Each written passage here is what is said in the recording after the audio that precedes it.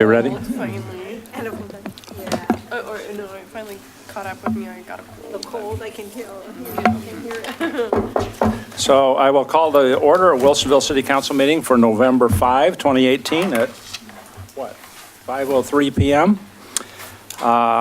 We do not have executive session tonight, so we'll jump right in on review of agenda. Is any questions on agenda for tonight? The one item that I would like to bring up, I've talked to, I think, each of you about, and that is the question of the Aurora Airport discussion. The evolving information about what is going to the emergency board when they meet in December. Part of that information they've called for is a report from Oregon Solutions. It appears from the dialogue we've had included with them that will be what they're calling an assessment, not really a mediation. The time frame is not significant enough to allow them to really put in a lot of work, so they're more just kind of reporting on the situation.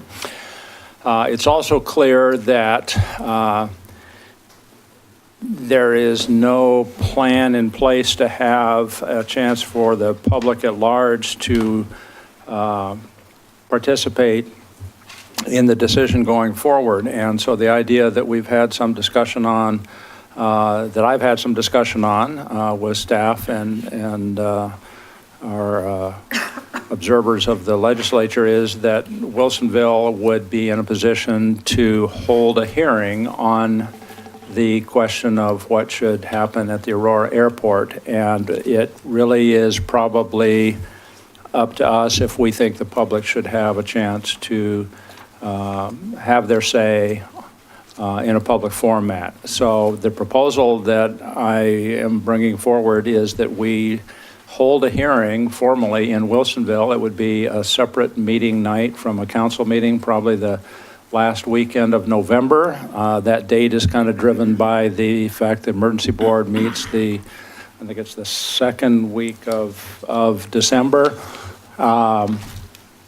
It would be important in doing so that we broadcast widely the fact the hearing is going to be held, and that anyone who has an interest or a opinion that they would like to put out in public would be invited to come and speak, and that we would receive all the testimony that way. It could be a sizable undertaking, but that would then be information that we could carry forward to the emergency board in kind of a synopsis form. And we also would have invited all the state legislators that are engaged in that question if they would like to come, as well as Marion County commissioners, Clackamas County commissioners, obviously business interests,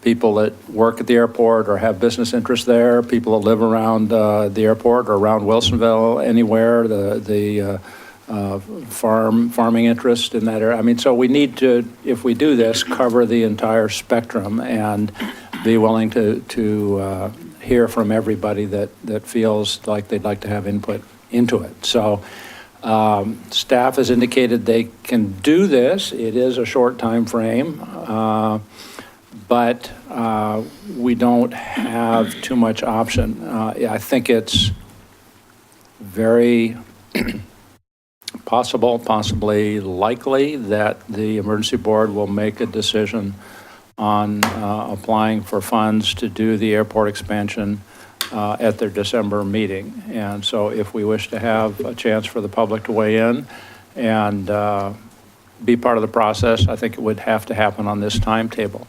We have consistently criticized the process involving the Department of Aviation and others that have had input into this for not being open and transparent. You recall that we were accused of having illegal out of the public eye meetings. So this would be taking a firm step to demonstrate our commitment to public transparency on the whole issue. And so that's a big part in my mind of why it would be important for us to see that this happens. So I'm open to a little discussion here. Mr. Cosgrove, if we decided to do this, would you want a formal motion in the meeting? Well, yeah, I think if you're gonna, from what I just heard, you're gonna want this to be pretty robust, Yes, and all this is gonna happen before the end of November. I'm afraid so. So if you tell me we're gonna do that, then I will say, yeah, we can accommodate it. I'm just wondering what you think the agenda's gonna be and what the outcomes are, and what we would do with whatever we gather from that process. Yeah. So part of it, I think, in my mind, and I'm open to discussion on this, would be the information we gather, we would need to synopsize in some form to be able to disseminate, but I also think we would invite the public media so that they might help interpret what happened in the hearing to the general public that way through the media also. So we would do a synopsis of people who testified and what they testified about? Generally, yes. I Okay. mean, not overly detailed, but sort of support, oppose. A record of people who showed up and what Yes, they? yes. Okay. And I heard Marion County, Clackamas County, business interests, people who live and work in the area. And state legislators that have an State interest. And legislators. some of those committee people are not directly this area. Yeah. Okay. All right. So, council?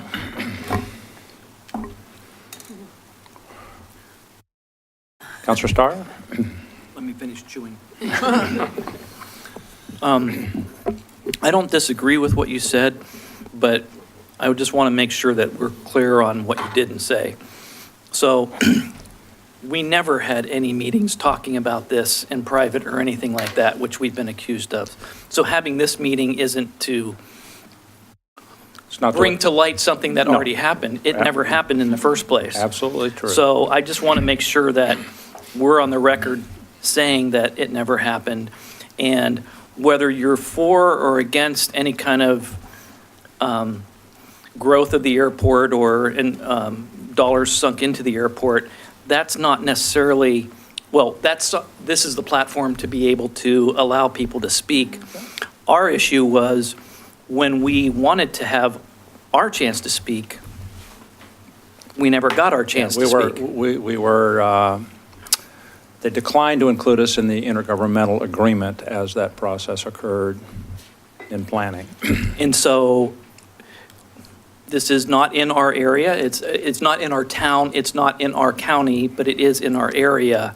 And so this is our chance to speak. And as representatives of Wilsonville, I think it's also our ability now to allow other people in the same situation to give them a chance to be part of a process that we weren't involved in, and then what the decision makers want to go with after that, I guess, they can, but at least we'll have our say in all of that. So, And members of the public will have a chance to have and their their chance say, of things that are happening in their neighborhood, whether it's in their community directly or not, yeah. and business owners as well. Yes, So, yeah. yes, And yes, yes. what do you envision the structure to be? Will there be like a presentation? Or are you just going to open it up? We could do a brief presentation of the proposal that is in front of the E-Board. Will we do that, or would the people who put that application together, would you invite them to do that? I don't know if they would want to do it. I wouldn't mind them doing it.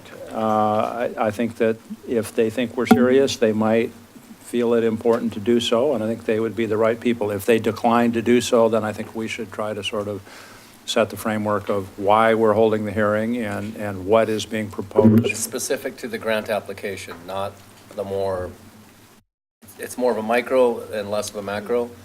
The macro to me is the whole history of the Aurora Airport, and how do you feel about the expansion? I don't know that you'll constrain the testimony to the micro.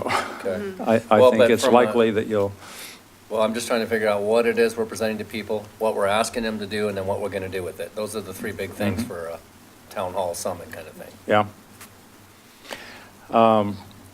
And anybody can weigh in. I think our intent is to get the information out in a public format and have everybody have similar information. If people want to present history, I think that they will do, though, history of what has transpired.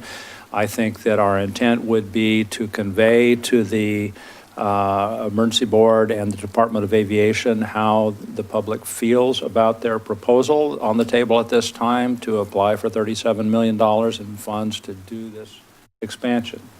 Okay, we're labeling this as a public hearing that has a very legal connotation to it. Are we more thinking that this is just like a town hall where people can express, because a public hearing, we have to advertise a certain amount of time before the public hearing? I think we should make it a legal public hearing. Okay. We have time to advertise if we decide We tonight, do. right? I want to Yeah. clarify that we're Yeah. talking about the same things here. I have a question. Yes. So are we inviting the group that was asked by the E-Board to do this assessment? Did you mention that? Yes, Oregon Solutions, we've already told them that we're entertaining the idea possibly of doing this. They have a very tight timeline also, but my sense is that they will be very interested in observing what public input is, and probably would be including some of that in their report to the E-Board in December. That's the way that we will pitch this to people, is that there's a grant application pending before the E-Board. This is the only opportunity to get public input into them. I believe that's what I've heard from Within the Mark and Mr. time Leo. frame before the decision, yeah. So we want to hear from people on their thoughts and any comments they have. Yes, Okay. yes. Well, I would like to just say, I like this transparency. The emphasis on that transparency, because I think there are lots of conversations that would happen that we're not aware of because there hasn't been transparency, and then we've been accused of not being transparent. And this is an interesting idea, and I think it's, the more I thought about it, I think it's a better way to just get all opinions out there. So that, It's an opportunity It's an for people to for voice whatever they. and for us to learn more, for information sharing too. The only concern I have is that this is very short notice. Yeah. This is right after Thanksgiving. Yeah. And trying to get people that are state legislators and other business interests and Marion County and Clackamas County boards of commissioners to show up might be difficult. It might. We will put good effort into it, but I don't want you to be disappointed in a less than stellar turnout with the very short time frame that we're talking about. Yes. Counselor Ackerman. Would it be recorded? I think it needs to be recorded. It And needs then to with be- that recording, Needs to be videoed so that Exactly. people could look at it online, just like a council meeting. yeah, so in that recording, there would be a link, or, that we could send the link out We to can people provide that that. Yeah. unfortunately have to, decline the invitation to Right, right. attend, then we could send them a link Yeah. as well. Is Mark Perhaps. sitting back there? Yes. So he's listening. We'll work with Willamette Falls to make sure we get it televised. Okay. We may not want to have it on a Monday in case people use that weekend as a long weekend. Yeah, We might yeah. have Like a a better midweek. chance of getting more people if it's after. Do we have a date, Mark? Is there a date target, midweek of? I will. Monday is the 26th. Mark How about Otnet, the Public 27th? Government Affairs Director. I might suggest, if it's convenient to you, Wednesday, November 28th. Can I, not to throw cold water on that, but we do have a department head that's retiring. But that's also the tree lighting ceremony. That's the tree lighting. So I thought if you were there at 7 o'clock and you wanted to stroll over, it might So I'm be. gonna make another recommendation. I recommend you make it Tuesday, the 27th. 27th. Yeah, doable. Just A because. little less conflict I will not be internally? there on the 29th and 30th, so those dates are out. So we have to go with Tuesday. Very good. Or that Monday. Don't do I'm with Scott. I think that leaving that possibility people have a long Thanksgiving weekend they're getting back makes Monday not as desirable. All right, we have a date. Now we have a lot of work that we need to put into advertising. All right, so we can do a formal motion. I could bring it forward under mayor's Yep, business that would be tonight, if that would sort of formalize this. Other council comments, one way or the other? Councilor I- Leahan. I was at a meeting with two members of the Oregon Solutions team earlier this week. And it is a very short time frame, but they are very concerned also about the short time frame and concerned that they will be able to do what needs to be done to be ready for e-board in December. They're doing So it, everybody is scrambling. they're doing an assessment only. They're doing an assessment only. Right. And they emphasized that multiple times, that this was only an I know. assessment. It's drilled into my It head, has too. been reported as a mediation, it is not a mediation. Right. It is a very short time frame, even for an assessment, which usually is more like 2 or 3 months, not Yeah. a few weeks. So it is, everybody is being asked to step up here on a very short time frame. Yeah. Okay, I think that's good enough direction for me, thank you. All right, so we'll do a motion if we could. I don't know who would like to make that motion, but I could introduce the topic and talk briefly about it under mayor's business, and then I can ask for a motion. Okay. If we can do For that the tonight. 27th. For the 27th.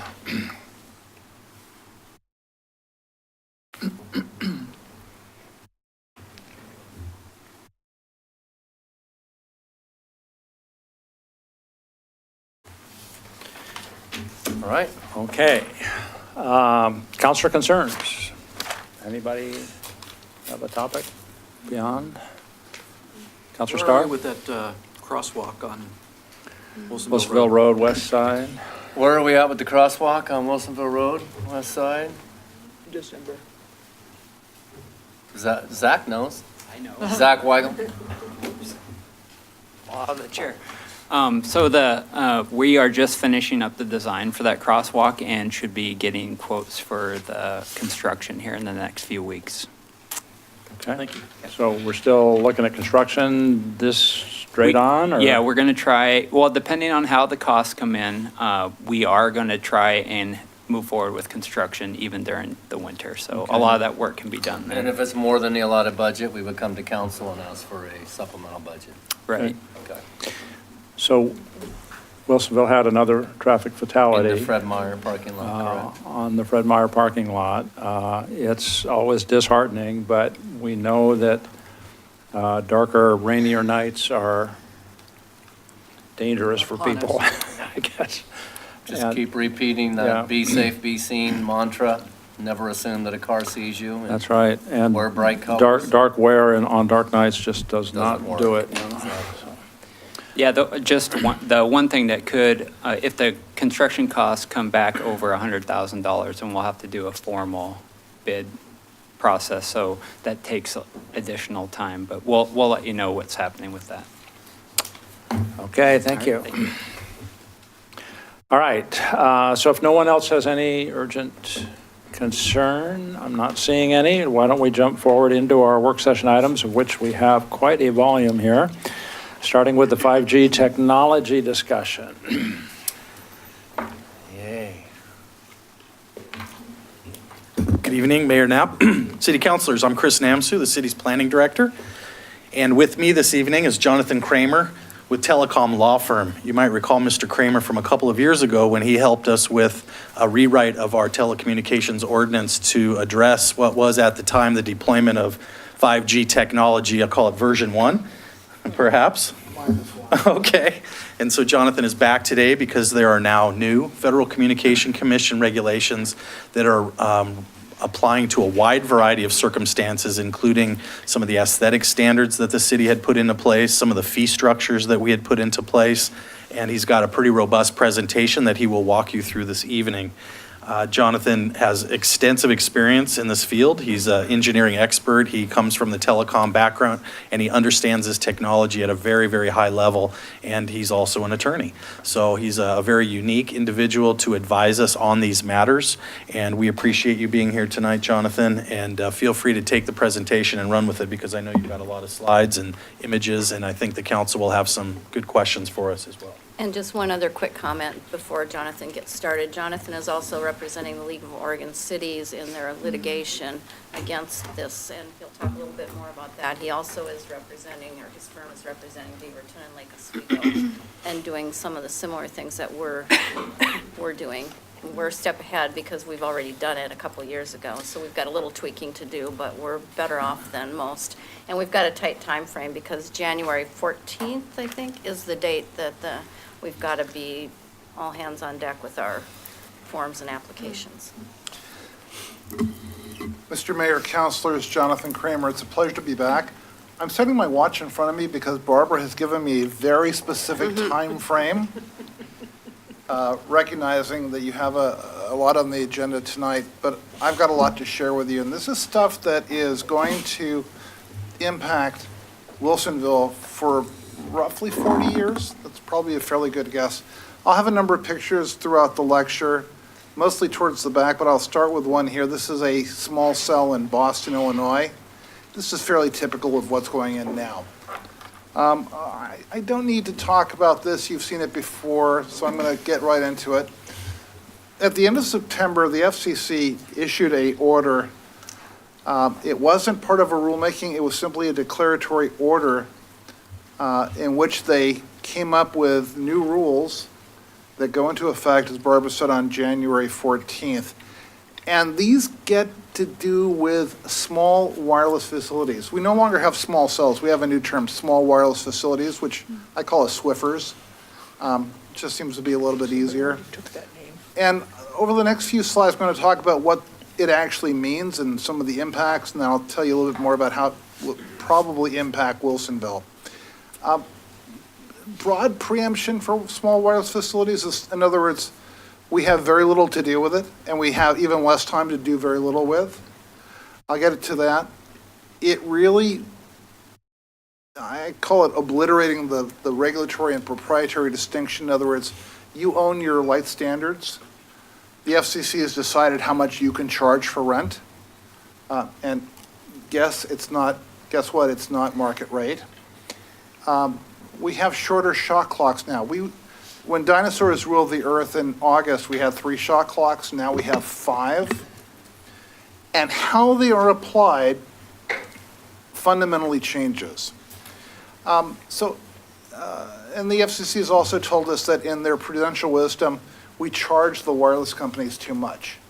So they believe that we should be processing applications from permit intake to permit issuance, from application intake to permit issuance for roughly $100 per application. Of course, most jurisdictions can't even get through the first level of review for that. I'll do a little bit deeper dig on that. So these were approved at the end of September, as I said, and they become effective on January 14th. The issue here is that the rules have already been challenged in court. They've been challenged by the wireless industry on East Coast circuits, and also one in the 10th Circuit, which is Denver. Most of the local governments, including our firm, we represent California League, Oregon League, and Arizona League, and we're in a joint lawsuit with Seattle and King County. All the rest of the municipal lawsuits were filed in the 9th Circuit. There was a lottery held as to which circuit would get it. It turns out that the 10th Circuit is going to be hearing the case in Denver. It's going to take a while. This is going to take a while to get through the hearing process. So these rules will go into effect. They will not be, it's almost impossible to expect that the courts are going to stay the rules while these go, while the case proceeds forward, which means that we have to do things now before January 14th, and I'll talk about that a little bit later, so that we're prepared for the new rules as they exist today. Here are the new rules. It's just like 6409. The last time I was here, I was talking to you about 6409. Relatively few words. In that case, it was Congress. In this case, it's the FCC that has relatively few words. A small wireless facility is anything that's mounted on anything so that the antennas, the top of the antennas, are not more than 50 feet above ground. Now, in the old days, the 6409 rules talked about co-locating on an existing wireless site. Under the Swiffer rules, if it exists, a building, a light standard, then it actually is it's a co-location. So the FCC has told us, and I'll get to this again in a little bit, But the FCC has said if it's going to attach to something that exists, you don't need more than 60 days to take in the application, process all of it, including any appeals that might come out of it, and render a yes/no decision within 60 days. If it's a new something, they believe that instead of the 150 days that we normally take for a brand-new wireless site, now they'd like us to do it in 90. Frankly, they've commanded us to do it in 90 days, including, again, all appeals. See, normally appeals are outside of the shot clock. Now they're inside of the shot clock. So the pressure that puts on your staff and you to get these processes substantial. The next important thing on this is the volumetric considerations, which is 2 and 3. The FCC says that ignoring the equipment portion, no antenna can be more than 3 cubic feet in volume. You'll notice that there's no limit on the number of 3 cubic foot antennas. So it's an unlimited number of antennas that attach back to a wireless site that the FCC has at various times called its pizza box. Well, that pizza box is no more than 28 cubic feet in volume. The next 2 requirements I've crossed out so you can see what they are, but they really don't affect us. And the FCC, because Congress has mandated it, still requires demonstration of compliance with the RF safety emissions requirements in the FCC rules. So this is 28 cubic feet. And this is what the FCC is continuing to call the pizza box size wireless facility. The interesting reaction that we're hearing from a number of jurisdictions is that the police chiefs and the fire chiefs are not happy about this because boxes this large in the right-of-way are difficult for the police department especially. Bad guys can hide behind them.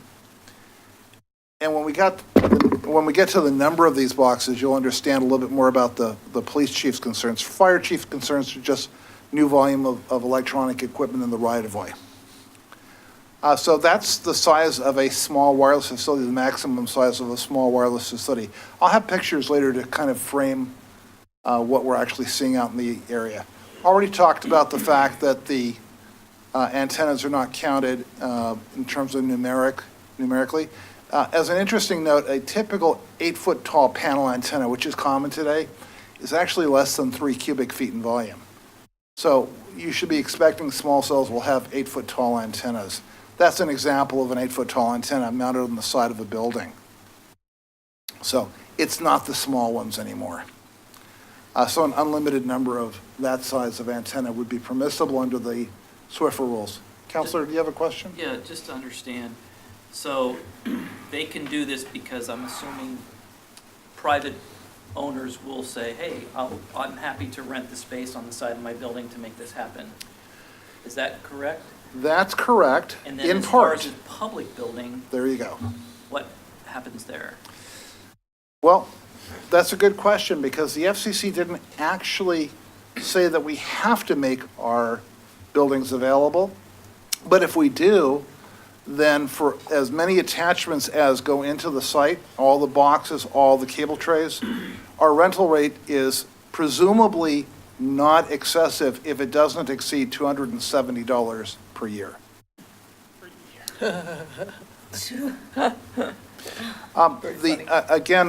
The jurisdictions that we talk to, the biggest concern about that is that at that rate, what happens is money that goes in the general fund that subsidizes some of the discretionary spending for police, fire, parks, all of those things that otherwise would have to be shifted to the taxpayers, constituents. Effectively, that savings and cost then goes out of the taxpayer's pocket because now they're going to have to fund the shortfall, and it goes into the shareholders' pockets for the wireless corporations for the money that they save. That's the policy issue. The current law does not tell us that we have to make city property available. I have a whole slide on what I think Salem's going to do next year, so I promise we'll get to it. Effective prohibitions. It used to be that an effective prohibition was that we said no and that they couldn't provide coverage. Now, the new effective prohibition rule says that if we materially limit or inhibit any competitors or potential competitors' ability to compete in a fair and balanced market and regulatory environment, that's a prohibition. This is particularly problematic because it requires us to have a really good crystal ball to know who a potential competitor is going to be, now and forever. The fee requirements, we already talked a little bit about those. Reasonably approximate to the cost, well, that's what we do now. Objectively reasonable to pass to the applicant. That's really interesting because now we're putting a test on the applicant to decide whether they think our fees are correct, and that it's no higher than the fees that we charge to competitors in similar circumstances. And I'll talk a little bit more about that. Here's the critical one, non-fee requirements, which the FCC basically is where, put that into the box of aesthetics. Because we're in the aesthetics business. Cities don't regulate technology. We regulate aesthetics. So that's why we have camouflaging requirements, undergrounding requirements, things like that. And under the new rules, that the aesthetics, I'm just going to call it that for ease, must be reasonable, no more burdensome than applied to other infrastructure deployments, and published in advance. So let's go through it. What is reasonable? Well, when you put a word like that into a regulation, you're inviting lawsuits. I mean, that's why it's there. No more burdensome than those applied to other infrastructure deployments. Did it say other communications deployments? The industry appears to believe that other infrastructure deployments include gas, sewer, electricity. So if we allow electricity, high tension poles, that we should allow above ground facilities. And the third clause, published in advance, I'm going to spend just a little bit more time on that because I think that's important because it's a time issue. The aesthetic requirements have to be published in advance. Now, the issue that we have is Verizon, AT&T, T-Mobile, Sprint, as you'll see in slides coming up, each has a very different type of deployment. So the FCC is forcing effectively that we adopt the lowest common denominator rule. And really it means that some of the deployments, for example, I'll show you some T-Mobile sites that are very small. And I'll show you some AT&T sites which are almost to the 28 cubic foot limit. So the issue is going to be what the city wants to adopt as its policy in terms of how this infrastructure is going to go into Wilsonville, which is generally mostly an underground community. As a practical reality, the publish in advance requirements, the most important for the council will be focused on right now because this has to be in place by January 14th. The FCC at one point said you have 180 days, but then in the actual rules, they say that they go into effect in 90 days. So being conservative, on January 14th, this city should have guidelines. As I've already talked with the city attorney about, the initial guidelines should be adopted by the council, but that from that same adoption should be delegation to director level so that as things change, we don't have to come back to the council every time something changes and we need to make a change. So for efficiency purposes, need to adopt, has to be published. Publishing means either on the website or at the planning counters. And delegating authority so that the city can quickly respond to changes in court rulings, technology advances for camouflaging, things like that. Moving on, shorter timeframes. I've already talked about this, so I won't spend a whole lot of time, but for new facilities that are attached to anything that exists, whether it's wireless or not, again, it's 60 days from start to finish, 90 days if it's on a new pole primarily, and for everything else, things that are not Swiffers, brand new sites are 150 days. That's the same as currently done. Batched applications at the bottom here is interesting. First off, the FCC wants us to take in at least 5 applications at one time and batch them so that 5 applications come at one time for a $500 fee. and each additional application's $100 more. Think about the planning burden on your staff in terms of getting these done now. And since the appeal period falls within the shot clock, you may as well appeal the project in the day after it's taken in by planning. The FCC did this very intentionally. What they said was essentially, look, you still have an appeal period. You may find it absolutely impossible to do, but we're still giving you an appeal period. The appeals effectively now are gone. So the public, in many cases, is going to be shut out because by the time the staff makes a decision and gets an approval at whatever level, and obviously the rules push down that approval process now to a lower level than Planning Commission, for example, then the problem is there just isn't any time left to approve the project through an appeal process or deny the project through an appeal process. So it's a very carefully crafted facial recognition of appeals with an effective denial of a real appeal process to the public. Look, the wireless industry has been wildly successful. We've already talked about this in terms of rates. I'm going to skip over it. So why so many? So what is so many? 3 weeks ago, I was speaking at a wireless industry conference based on the premise of keep your friends close, but your enemies closer. I was speaking at a wireless industry conference where they're talking about that their deployment goals at this point are roughly 60 small cells per company per square mile. That's the density that we're looking at. And why? It's to reduce latency, which I'll talk about, to increase capacity, to limit the coverage. Bathroom coverage? What am I talking about there? Oh, well, the wireless industry has been extremely successful in killing off the wireline telephone business. Right now, more than half the country gets its phone service from wireless only. So for bathroom coverage purposes, if they can cover the bathroom, an interior room, several walls from the outside, maybe surrounded by metal, they can cover everywhere in the house. And that's really their goal.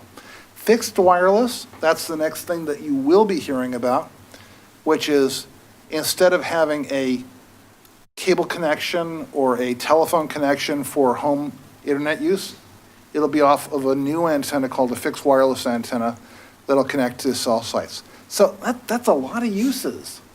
That's a heck of a lot of uses. And in terms of latency, which I talked about first, the closer a cell phone is to whatever tower it's connected to, the faster it can transmit and receive data from the tower.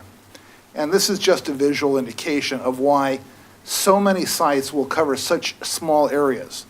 It's they want the user close to the tower so that the transfer is faster. The other part of this is kind of an interesting one, which I doubt you've heard about, which is MIMO, multiple in, multiple out.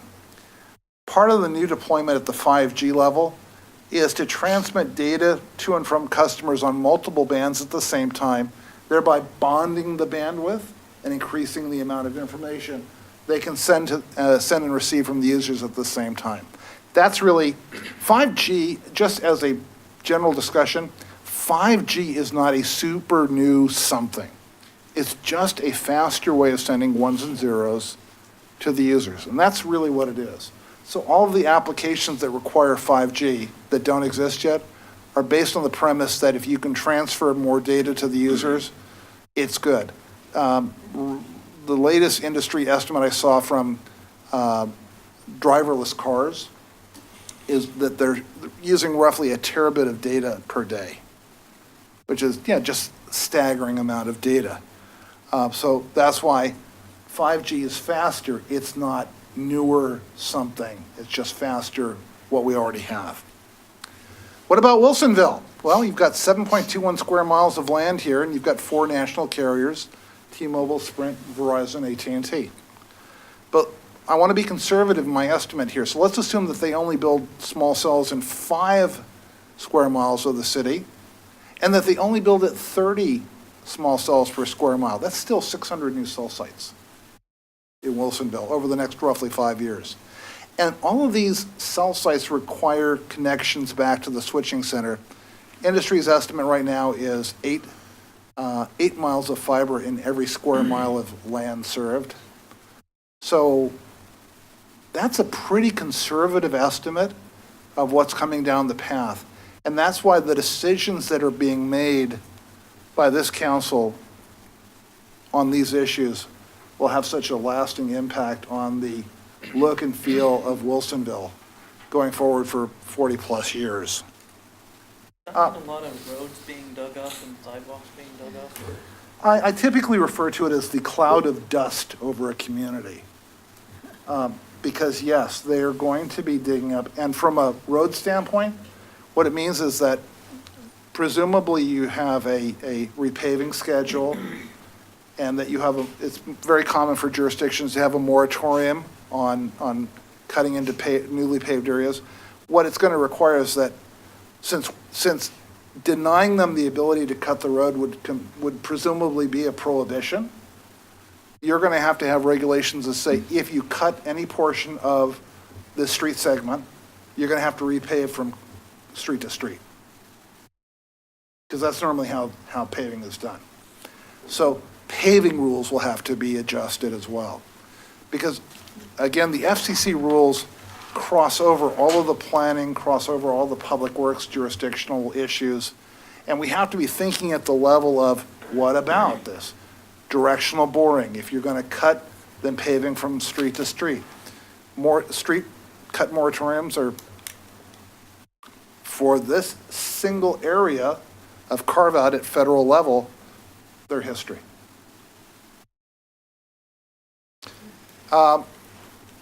Salem, this is my crystal ball. It's intentionally foggy, but I'll tell you what I think I see in it for what's going to come next year. The FCC rules do not include a deemed approved remedy. 6409, as you'll recall, does have a deemed approved remedy. If we miss 6409, it's deemed approved. They chose not to do that for the new Swiffer rules. That's where the industry is going to be lobbying in Salem. So we should expect that that's going to be one of the cornerstones. Allowing the siting in any zone. Right now, the FCC doesn't say per se that we have to allow siting in every zone. And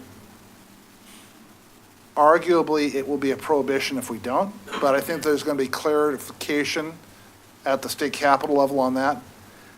I think that the industry is going to push the legislature to adopt the FCC's reasonable rates as the state rates, regardless of what it actually costs us. So it effectively will become unfunded state mandates. Some people with evil minds, maybe mine, believe that the goal of that is to make it economically impossible to process applications, so jurisdictions will simply say, do whatever you want. It's, and again, that's a interesting thing. And then I also think that the state legislature will limit our authority to require undergrounding and camouflaging. Those are the cornerstone points of the industry that they've been pushing throughout other states. But especially now that the FCC has ruled, these are the holes that are left open. So these are the holes we should be looking for the industry to push Salem to close for their benefit. So vigilance is very important. All right. Question? Yes. So are you saying that you could, if undergrounding was considered a prohibition, that they would start putting poles with wires through the city? Like they do in the in the Midwest, where you still have old telephone wires? I don't want to play up worst case scenarios here. But that's a possibility? Yes. There's a possibility. Yes. If the legislature doesn't step in? Let's wait and see what Salem brings forward next year, or what a particular and the industry is very good. What they do is they pick the chairs of the particularly important committees, or some of the whips, and that's who will be floating. It won't be a junior legislator. It'll be someone who's got senior in power. So I'm sorry, go ahead. Okay, so one other question I have. So when you're talking about the 600 antennas, we could either require them to put up their own poles, and then the antennas would be on that, or they could lease our streetlights, and then they'd attach all this equipment to the streetlights? Is that what you're saying? Well, How I does will it tell you that I aesthetically think work? that the answer, the least common denominator answer, is that it should be, the basic process is that you should be requiring undergrounding of all equipment except for the antennas. Right. And then where do the antennas go? On top of something, whether you choose to make your poles available and at what rate is going to be a policy decision that also involves some potential litigation discussions. But if you didn't, since right now you're not required to make your poles available, that might come out of Springfield, I'm sorry, out of Salem. I've got Illinois in the mind for a different reason tonight. But if Salem says that we have to make all public property available, and at an artificially low rate, then that's going to spur a whole variety of other considerations. But as a practical matter, undergrounding and all antenna poles are camouflaged. And it's really pretty straightforward because at that point, you're not discriminating, you're just saying, we don't care what your technology requirements are because we're technology neutral, but our aesthetic requirements are unfortunately designed for the least common denominator. Verizon, and I'm picking on them intentionally, has publicly stated that they are unable to underground their equipment and that they cannot even put their new 5G equipment, and I'm talking about 5G now, they can't even put their 5G antennas inside radomes, nor can they even paint them because the equipment is so delicate that it will not function correctly. Now, I'm an RF engineer. I've spent 40 plus years as an RF engineer.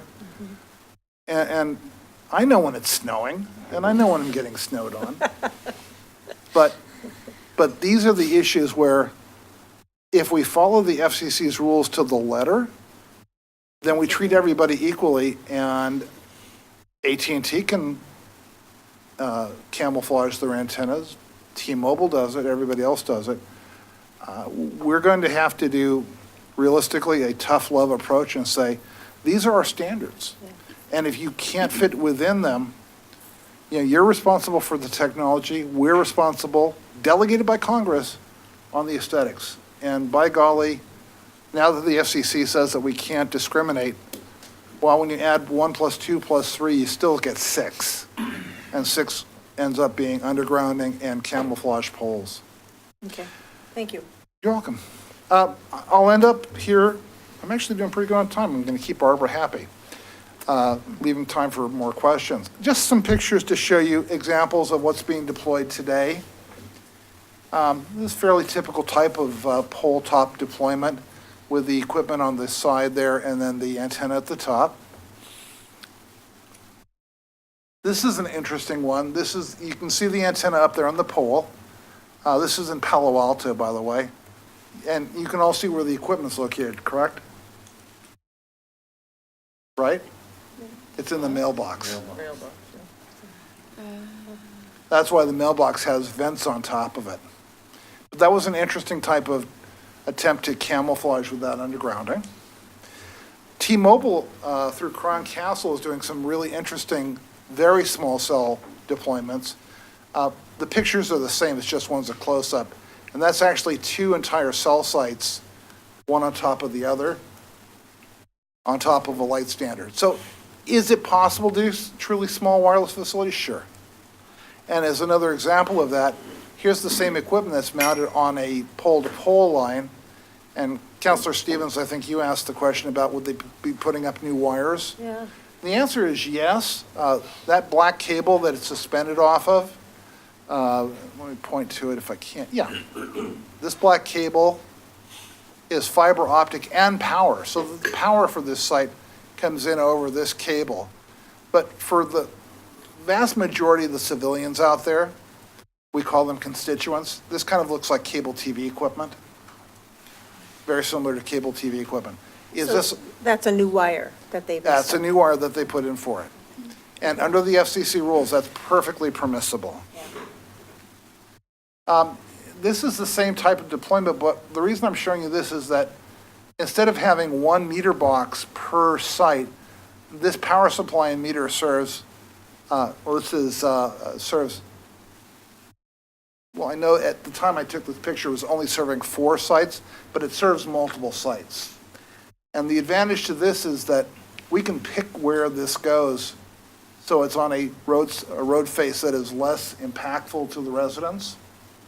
So when you have sites like this that are powered over the cable, the location of the power supply becomes more flexible and gives us more options to do it in a way that doesn't offend the use of the right-of-way.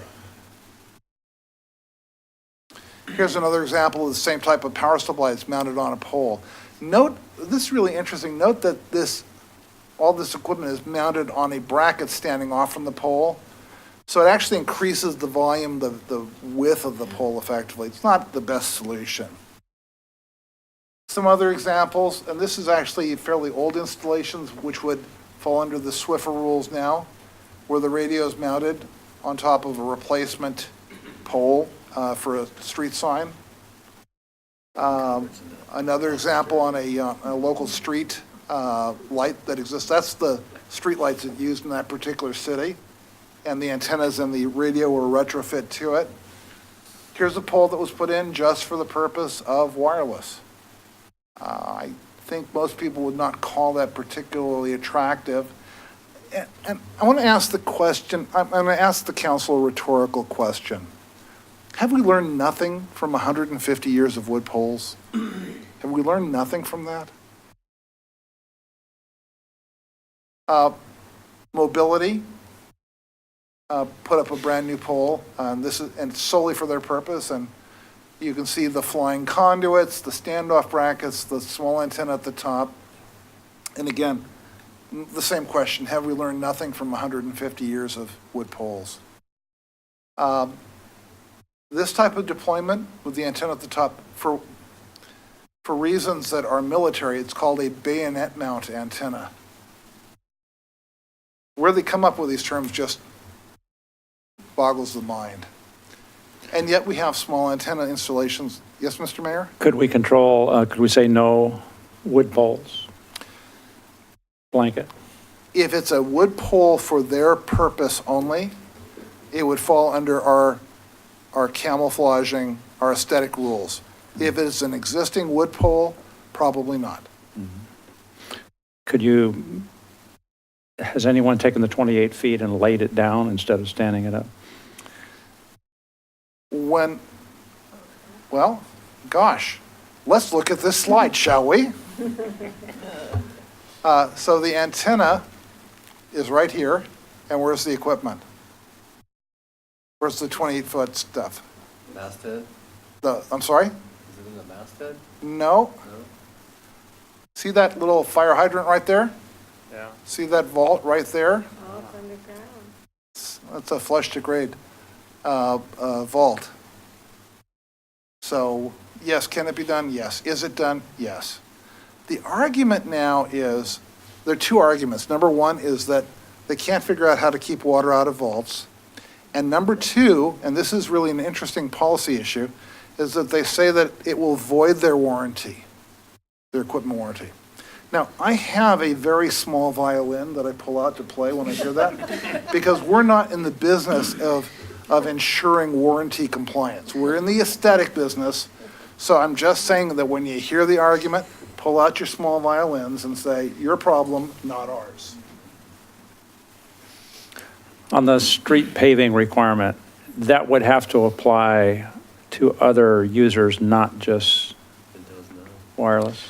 Well, and I would argue that it would apply to all similarly situated providers, telecom providers. But What about somebody else? So a lot of times we require people to pave half a street. My untested lawyer answer is that the rules that we adopt should cover the category of user that falls under these regulations and none other. And you think you could make that stand up? Well, I think the FCC has made it very clear. First off, they talk about other utility providers. Okay. And right now, I presume that you don't even allow other utility providers to open the street if it's under a moratorium. I don't know the answer. So just go with the flow on this one, Mayor. The answer should be that we don't, again, we don't take the best case scenario, we take the worst case scenario, and the worst case scenario is that the FCC has said that that rule applies to other utilities. So to the extent that you're applying them to other utilities, well, gas is not the same utility, electric is not the same utility, sewer is certainly not the same utility. So we can make logical differentiations. If it's any other utility, which is what the FCC wants us to believe, then it effectively is the loophole that eats the rule, which eats all of the local regulations. So there has to be some logical nexus between how these rules get applied, and if we then apply them for everybody else, are we now saying that because wireless has a special federal carve-out, we should allow even private homeowners to have that? So the answer is not easy. It depends on how the courts rule on these rules. Frankly, it depends on how we logically apply them. And local jurisdictions want to apply these rules to the narrowest band of people, because this is obviously a federal benefit, not a benefit to the local community. So we want to logically limit it to those people who actually qualify for the privilege that the FCC has granted them. That's kind of a long way of saying that limited applicability is better than broad applicability. Here's a small cell, as I'm sure all of you will agree. It's under 50 feet. The equipment volume inside the radomes is less than 28 cubic feet. So clearly, this is a small cell. I think we can all agree on that, or not. That's a Verizon site. Here's an AT&T site, and this is really interesting because that box magically is 25 cubic feet. So if you wonder why the 28 cubic foot rule was adopted, I think it's because of AT&T. And here are their antennas. These are 6-foot antennas. Again, each of them is less than 3 cubic feet. So no problem there. No problem with the box. That hole there is where the power meter goes, so everything's contained within it, and it's above ground. So that's a 25 cubic foot box. Councilor Stevens? So say this is a fairly large residential area. How far away is the next site, is the next antenna? Are we 60 feet down? Are we at a block away? I'm going to so? ask you to hold that question because the last 2 slides will answer Okay, it. okay. I think I showed this to you the last time I was here. This is the mobility spear gun design. And I wanted to include that because your light standards kind of look like this. And is that 28 cubic feet of equipment? No. Is the antenna more than 3 cubic feet? No. Are aesthetics really important? Yeah. Another example of mobility. And yet mobility, where pressed, will do camouflaging. This is another mobility. Has the same equipment as you just saw, but in at least a better design. AT&T is starting to deploy this type of design. The cables that go from the radio equipment over here to the antenna over here go through the center of that steel column. Verizon design, 2 antennas, and yet the same type of design from Verizon using a cylindrical antenna. If there's anything I'm trying to show you here, is that the rules that require us to consistently treat everything are in an environment where very little is consistent. Right. So that's why the lowest common denominator rules have to apply. Sprint site, another mobility site, 2 poles next to each other.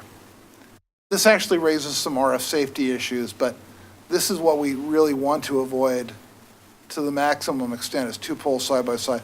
This also has some implications for ADA compliance. Okay, these are the last 2 slides. 2 cell sites across the street from each other. The pole across the street is substantially smaller. This is the AT&T crayon on a pole design. And this is a mobility box on a pole design. But Councilor Stevens, you asked, how far away? This is what we're starting to see.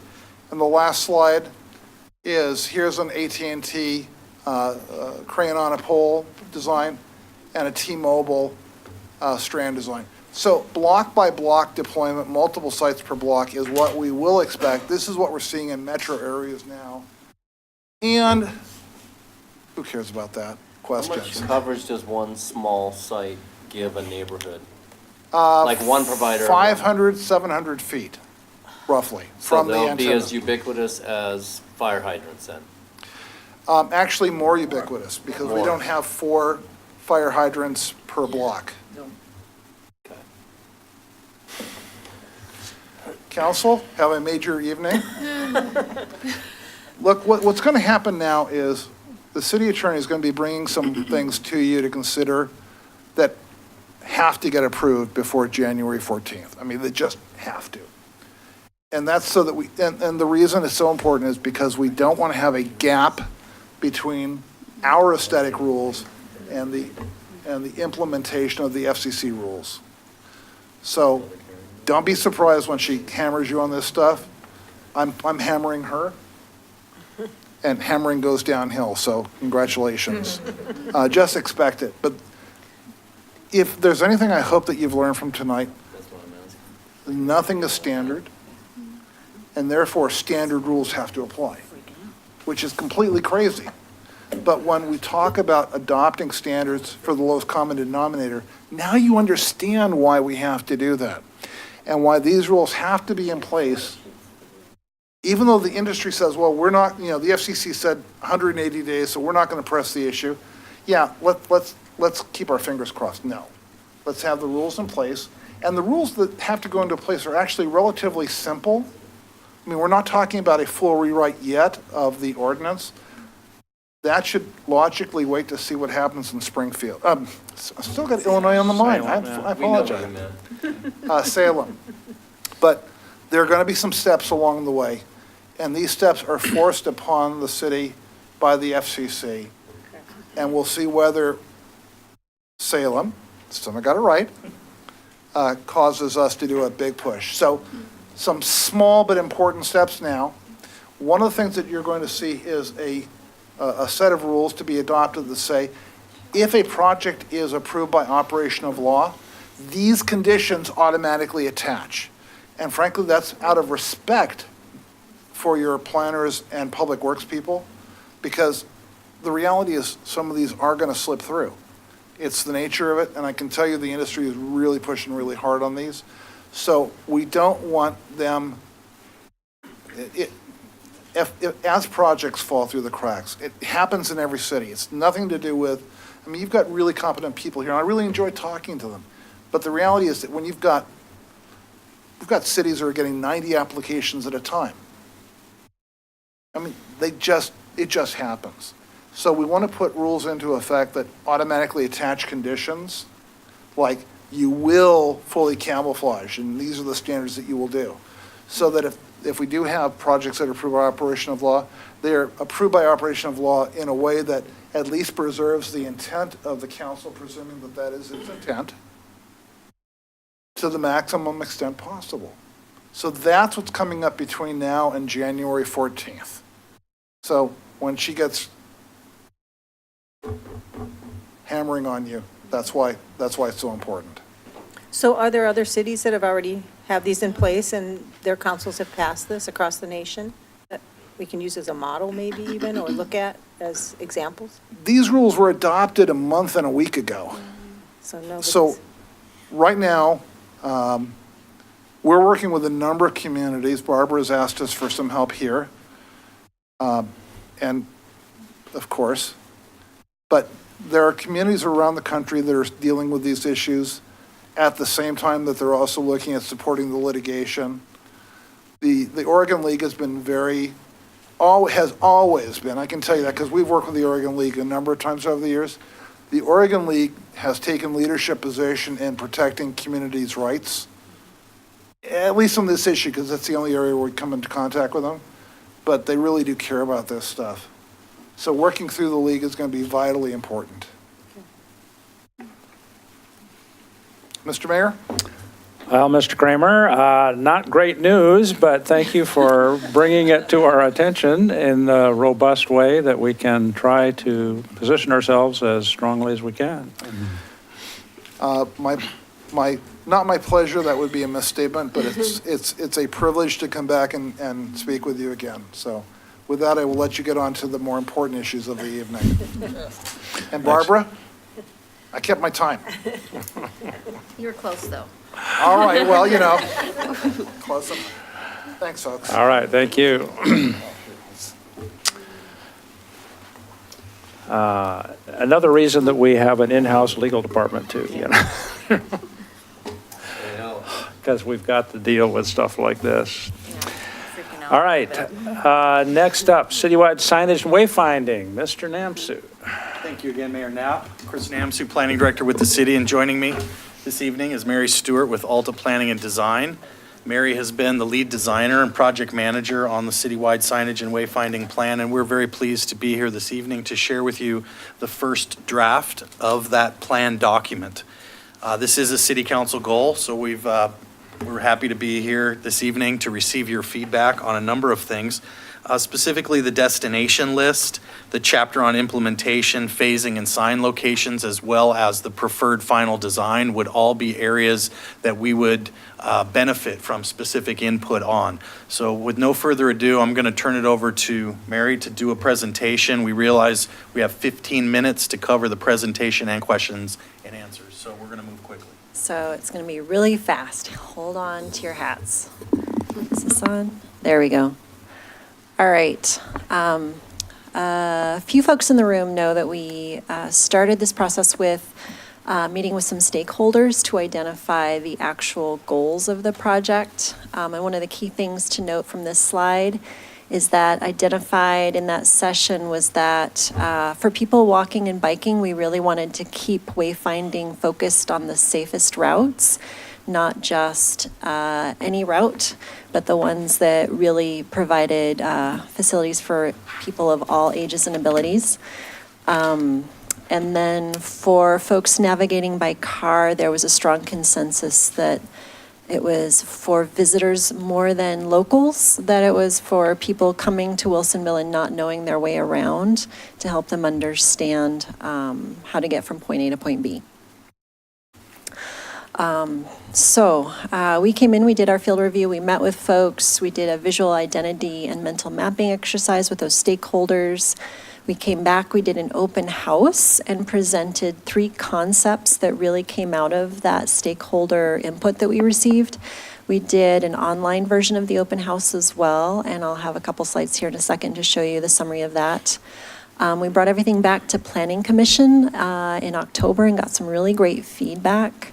And then we're here tonight, and we hope to go through adoption as one of the next steps. So we'll talk about, and then design intent drawings. Just a couple quick slides showing the open house and the stakeholder events. These images that are up here of Wilsonville really came out of the feedback we received in the public outreach component of the project. We have designs that really link to Wilsonville's history, its connection to the Willamette River, existing architectural features. So those 3 options that came out of all of that work was the ornate cast iron design that was supposed to really link to the historic kind of Old Town Main Street feel. Another one was undulating stone, and this one was really supposed to connect to the Willamette River. natural elements. It's a little hard to see in this slide, but the bases were river rock-filled architectural gabion baskets. I'll talk about the feedback we get on that in a second. And then this one was really kind of focused on that weathered wood to resemble the old barn. It also picks up, in all of our designs, pick up elements of either the color scheme, the City of Wilsonville branded color scheme, or we tried really hard to complement them. So this is feedback on our preferred, and by the way, out of all of that feedback, undulating stone came back as the preferred sign concept.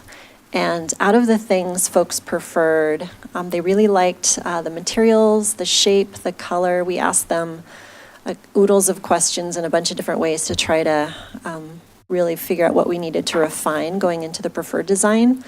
And then, of course, the things they wanted to see were also the color and some of the materials. So we took that back and came up with a bunch of different iterations. And Chris has been sharing these with city staff and others, getting feedback. But we tested refinements to the shape, refinements to the base material, refinements to the color, and this is a Wilsonville taupe color of the sign. This is a Wilsonville gray.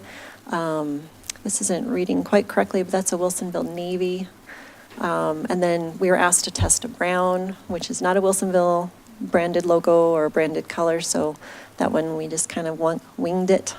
Another bit of feedback we got, by the way, was that even though there's a lot of brick around town, folks weren't that interested in seeing brick signs. They felt that would just make the signs disappear. They really wanted something that could go well with the designs. This was another one that we tested that was a little bit more whimsical, incorporating the color, and then testing out some different base options. And what we heard pretty loud and clear from all of the iterations was that folks really liked the original intent of the curvilinear sign, but they were more interested in the ledge stone base, which is the center of the 3 kiosks on the left-hand side, that center one, the base. Oh, thank you. That one was the preferred. So, dun dun dun. This is the preferred option with a few elements that were taken to Planning Commission. Let me see if I can get the pointer to work on this. Oh, I got that there. One of the things we tested was 2 different sign toppers, and the Planning Commission really preferred the larger sign topper. We also heard, and you can't quite see it very well at this distance, but this says, "Welcome to Wilsonville, Oregon." And what we heard was that on the smaller signs, we should just delete the Oregon and trim that down a little bit and make that a little bit smaller so it didn't feel quite so top-heavy. But we also heard, let me get over, on the larger sign, on this gateway sign, they would like to see Oregon under here. Another element we tested was a longer park sign versus a condensed park sign. And then we also tested having the Wilsonville logo on the sign itself versus attached to the ledge stone. And what we heard was we like the condensed version of the sign that's a little bit more upright. And we like the logo on the sign itself and not on the ledge stone. And part of that was for vandalism reasons. There was some concern people would try to knock it off. So, and the last one, we had 2 different vehicular sign shapes. One that was a simple curve and one that had a little return curve on either end. And the consensus was that there's preference for the return curve. We also got a fair amount of feedback on priority destinations and routes, both on where they rank in the priority list. So top priority, these are like big destinations that are further away from us. So if you're going across town, this is the destination that's like on the other side of town.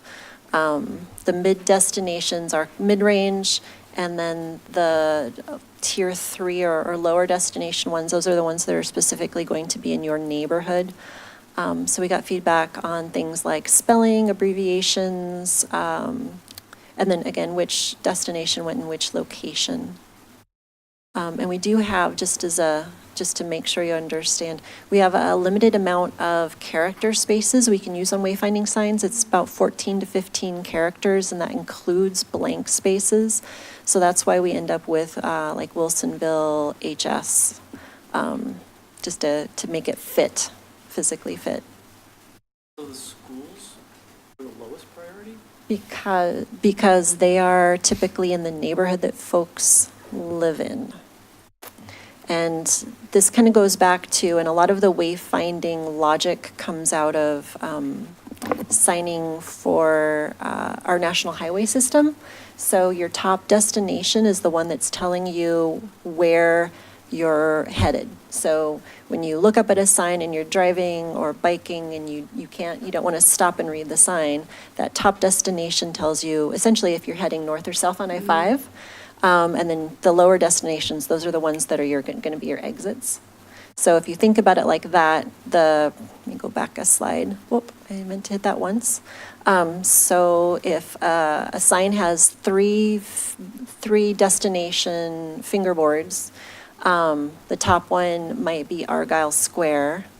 The next one might be, actually, I'm just trying to think. That wasn't actually a very good, because none of, yeah. Town Center Square and then the Korean War Memorial. Exactly, thank you. So it's not that they would be independent and on different signs. They would all be on the same sign, but that's how that they would rank in your order. So.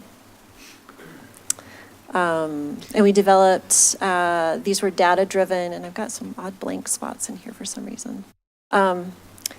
That's not supposed to be there. They're supposed to look more like this. But anyways, we did a data-driven analysis based on priority destinations and what we call attractors, things that essentially cause people to get out and move about either by car, by bike, or on foot. It's essentially a GIS-driven exercise. We layered all that information in, and it told us, these should be the priority destinations in red. So blue is low priority, and then red is high priority. We took those back to the city, got feedback from staff, I believe from most all departments, and developed this map as the priority, what we're calling the final prioritization map, but it's not final because we're not done yet. But that combined the data as well as kind of that on the ground knowledge of how things work in Wilsonville and folks that know where they see people finding difficulty with wayfinding. So these prioritize some key routes, both north, south, and east, west, to try to create a little bit smoother navigation from point A to point B. The map on the right is actual sign locations, and this one has not been updated since Planning Commission. We're going to see if we've got any more feedback from you all. One of the big things we heard was we need to add Basalt Creek, since it sounds like that's going to get built pretty quickly, and we'll have a gateway sign up here as our northernmost gateway. But we tried to get gateway signs at all major streets that were entering Wilsonville that didn't already have a sign. And then quickly, we broke this out into phases, which we'd love to get your feedback on as well. Each of these are corridors and in priority. The things that are not included on here are new developments, park renovations, or really park signs. What the assumption is that all parks are currently signed. Some of the signs are not in very good condition and do need to be replaced, and that those signs would go through a replacement on an as-needed basis, depending on kind of how cost effective it was to go out and repair and maintain versus completely replace. Oh, and another question that comes up on this one is what you don't see here is the I-5 gateway signs, and we're doing a separate look at those with the intention of renovating existing signs rather than demolishing them and rebuilding them.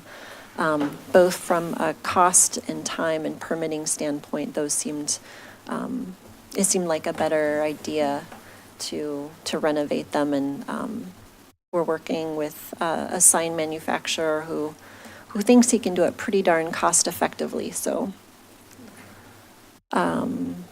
And then again, Planning Commission, we're hoping to do a hearing in early 2019, followed by council adoption. And assuming there are no major changes or additional feedback to the signs, we can pretty much begin the design intent drawings at any time. So, questions? So we've used most of the time. If we have specifics now, briefly, let's do that. I assume we could follow up with emails to Chris Yep. if that is something more detailed. Any particular comments? Have you guys Questions? costed out what the full replacement schedule would look like? Not the whole thing, not yet. Okay. no. I was just curious. From a budgetary standpoint, that's what I'm fixated on. All of the poles looked kind of a gray color. Is that actual color or is that an undetermined? That's undetermined at this point, Okay, and part of that will depend on the costs. okay. Can we hide an antenna, a 5G antenna underneath? Well, it is something to Them in the think rocks. about. You always want to make sure you understand the load when you're creating those footings for sign poles. So understanding how much weight they're going to be holding is important. 28 cubic feet surrounded by field stone, right? Can tuck those inside kiosks. Councilor Leahan. So I have been involved in some of the preliminary for the interpretive panels for Beauty and the Bridge, and I know that they're, who's doing that, Sea Reach, I think, is working on that, and I know you've been in contact with them, or they've been in contact with you, so they're trying to make those compatible with whatever, with this design. And so I'm aware of that effort going on, but I know we have a lot of other interpretive signs around the city, some of which need to be updated and replaced, and others that are fairly new, the ones along Sealy, along Kinsman. But is there an effort to make, not to make the same signs out of our interpretive panels and things, but to make them compatible in some way? We weren't tasked to design any of the interpretive signs, but This is strictly wayfinding, but to This get is to your point, wayfinding. It's we would more a matter want- of are Right. we thinking about how internally, they could be not the same, it's not like they're gonna have stone bases, but color or, as we redesign those, as they come up for replacement, how we make them gradually, some blend. consistency in the design, yeah. It could be an compatibility. opportunity where the pole color, for example, comes in. As you know, that the pole is one of the main features on an interpretive sign outside of the panel. And once we coordinate, get the pole colors pinned down, that could become the pole sign for Beauty and the Bridge, the color for Beauty and the Bridge, for example. I was approached about the Old Town historical small monument The placards little that need ones to be that the maintained. Historical And Society's working on. correct, so those need some work, and so there might be an opportunity there to further integrate To some at least colors, make some the compatibility. colors compatible. Correct, right. Something Mary and I can definitely speak more about. and for the plan, it might just be language that's in there that Yeah. says to be considerate of the color scheme and the materials when creating new sign treatments within the city. But yeah, there are a lot of, that was one of the things we noticed when we were going around. There are a lot of different types of signs. Each neighborhood has its own gateway sign. Villebois has its entire, like, specialty wayfinding within the city, within it, or within the neighborhood. So going forward, it'd be good to have all of that be really consistent, not have every single neighborhood look like a different town. So just briefly, I see in your tier one, you have Villebois listed. I'm a little bit concerned that we would omit Charbonneau as a place people frequently trying to find. The developing Frog Pond area is a multi-neighborhood area. Old Town is certainly an area that some people are looking at. Coffee Creek Industrial Area. I mean, those are not just neighborhoods. I mean, within our area, we have smaller neighborhoods. You have, River Green or Fox Chase or Merrifield or Landover or, all those things. But I'm trying to think in, what are the larger areas that people might need to be able to find? And I know that as Villebois developed, we've had a never-ending stream of people coming to, they've heard about Villebois, looking at a house, they get off the freeway and they got no idea where it is. Yeah. That's why we made that a tier one. Yeah. I know, but I'm saying that same idea, we're going to need to think about, in my view, some of these other larger areas, not the name of each individual development, but the larger areas. And I would argue that there's others besides Villebois that fall into that category.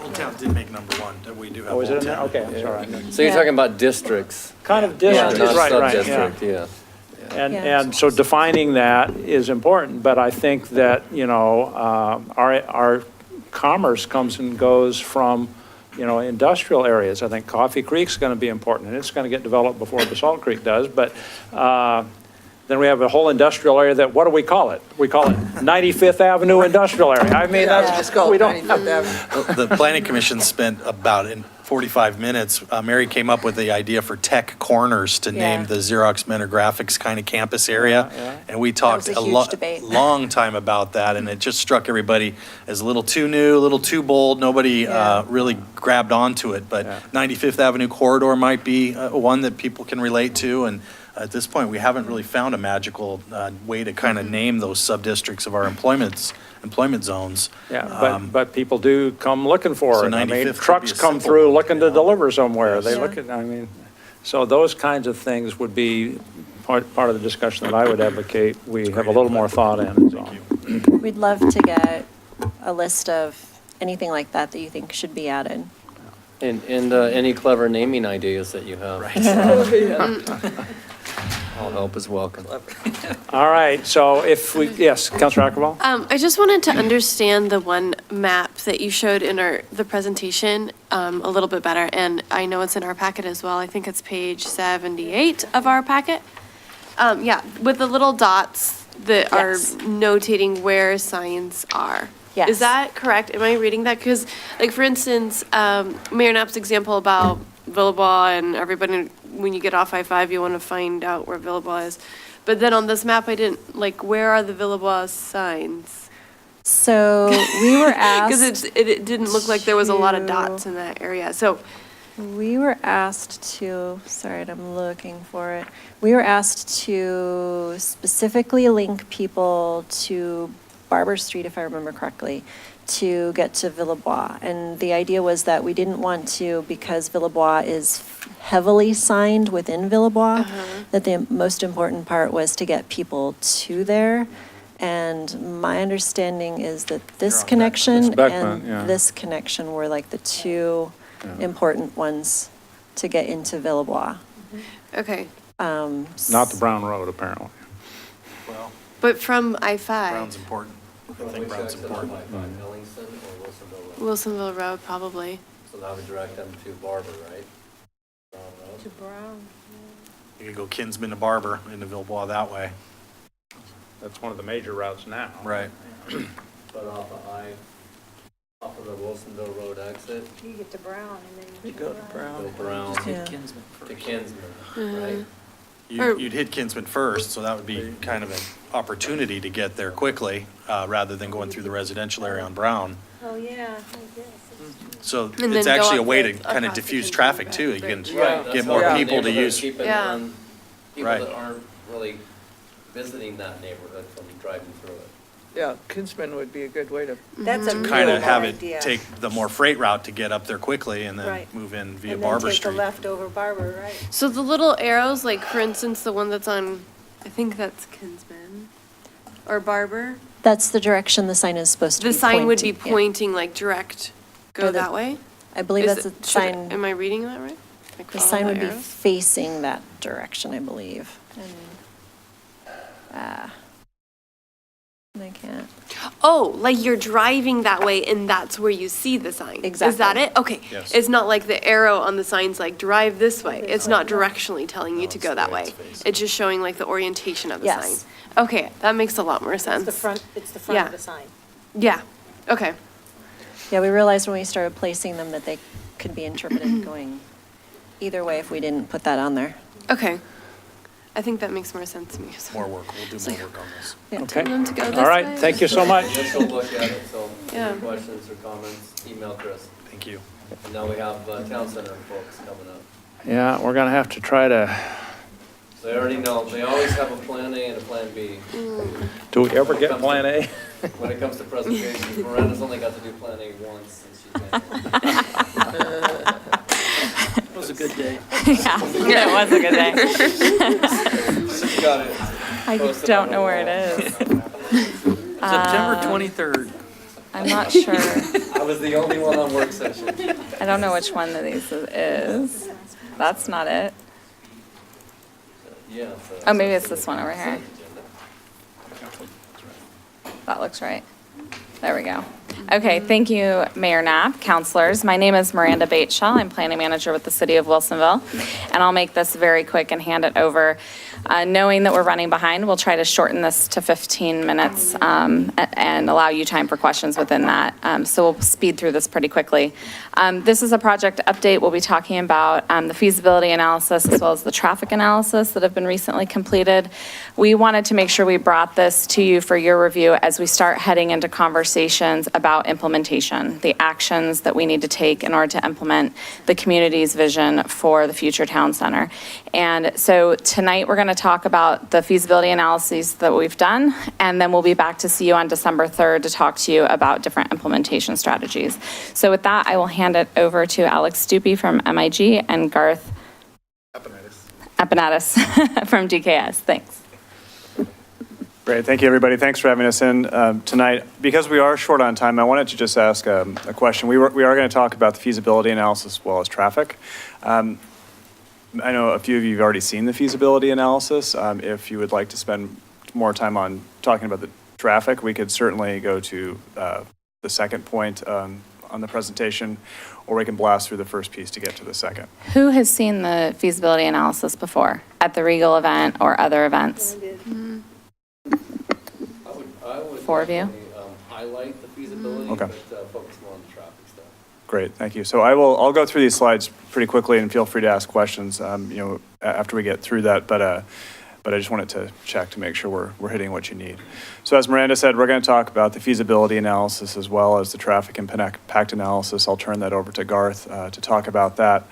But just as a start-off point, thinking about what Town Center is now versus what, the vision that we've heard from the community is that Town Center is primarily a retail area with some office and some housing.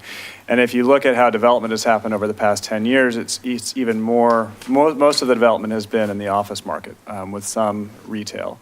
So keep these pie charts in mind as we start to look at some of the other town centers that Wilsonville residents and businesses have been comparing themselves to throughout this process. If you look at Aranco Station, it's primarily housing with some retail, with a very small percentage of housing, and even in the last 7 to 8 years or so, the amount of development that's been happening is almost completely within the housing market. And the reason why it's happening, and the same is true for Lake Oswego and others as well, is that housing is what drives retail demand. Office is a piece of that, but office is a much smaller component of that outside of the central city. So we do see some office, but primarily what we're seeing is housing demand. And we're seeing that small retail components come in to support that. And so when we think about feasibility, it's not just about one or the other. It's a combination of these various uses that fit very well within the vision that we've heard from the community over the past 2.5 years or so. So just keep that in mind as we step through some of the feasibility pieces. So what we looked for, and Leland Consulting Group did this work, we looked at a variety of different prototypes, surface parked product, structured parking, tuck-under parking, mixed use with retail on the ground floor and office or residential above at a variety of different types, whether it's 2-story up to 5-story, depending on where we are, different types of construction methods, whether it's tuck-under or podium or surface parked.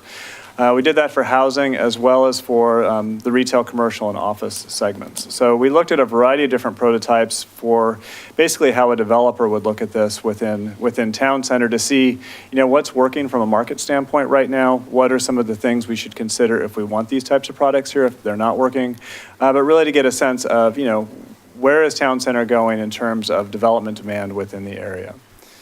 So we looked at a variety of alternatives, and the first 4 or 5 are, essentially if a developer owns the land, owns a vacant parking lot, for example, and wants to develop.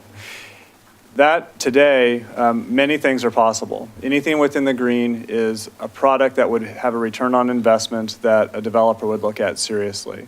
And that includes townhomes, Main Street apartments, which could be tuck-under parking, 2 to 3-story buildings, but also even some of the more expensive products like wrap or podium, which is essentially a parking structure within a building or a concrete structure with parking either as tuck-under or even on higher floors. So what we're seeing is that there is demand right now within town center. It's really just where it's located and if a developer owns that property. And then we started looking at, so what if we started working with different types of incentives or programs? What if we applied a 30% parking reduction? And we're seeing that in many places like Tigard, Hillsborough, other areas and more walkable centers that reduce the amount of parking, at least within the structure or within the building. What does that start to do for the cost of the business? Or what if there was a tax exemption, specifically like a vertical housing tax credit, which is a state program? And with those types of programs, we see that pretty much all products, whether it's retail, residential, or mixed use, become feasible very quickly. The outlier is mid-rise office. And one of the reasons for that is that most of the product, like as I said, is being developed within the central city. There's very few office products that are being developed in suburban locations right now. And so there isn't a lot of demand within Wilsonville. But what we are seeing is that there's a lot of demand for residential and mixed use, which is what we're seeing in Lake Oswego, Hillsborough, and other locations. One of the biggest drivers, though, are rent premiums. So if you add, rent bumps, which we're already seeing from when we started the project 2 years ago up to now, we've seen rent bumps over 10% in Old Town. So rent is increasing within these areas. So if we looked at a 20% rent increase, that might sound significant, but you're already over halfway there in some of these other products that you're seeing within town center. So there's 2 questions with that. One is, what's the affordability metric within these new residential or mixed-use products? But also, really where, how does that start to make these other areas competitive?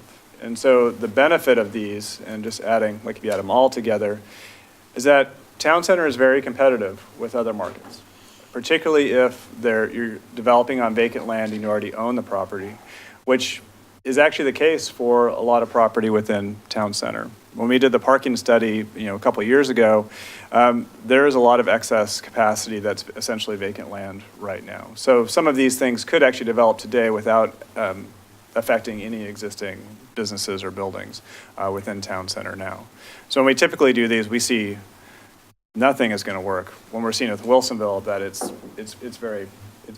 a good market, and that's great in terms of implementing the vision from the community. So it changes a little bit when you start to add in, if you have to actually come in and acquire a property, and if there's a 1-story building on there that you would have to remove. That becomes very expensive, and what you're seeing, a lot of the products that were feasible when you own the property and it's vacant become much more mixed in terms of feasibility.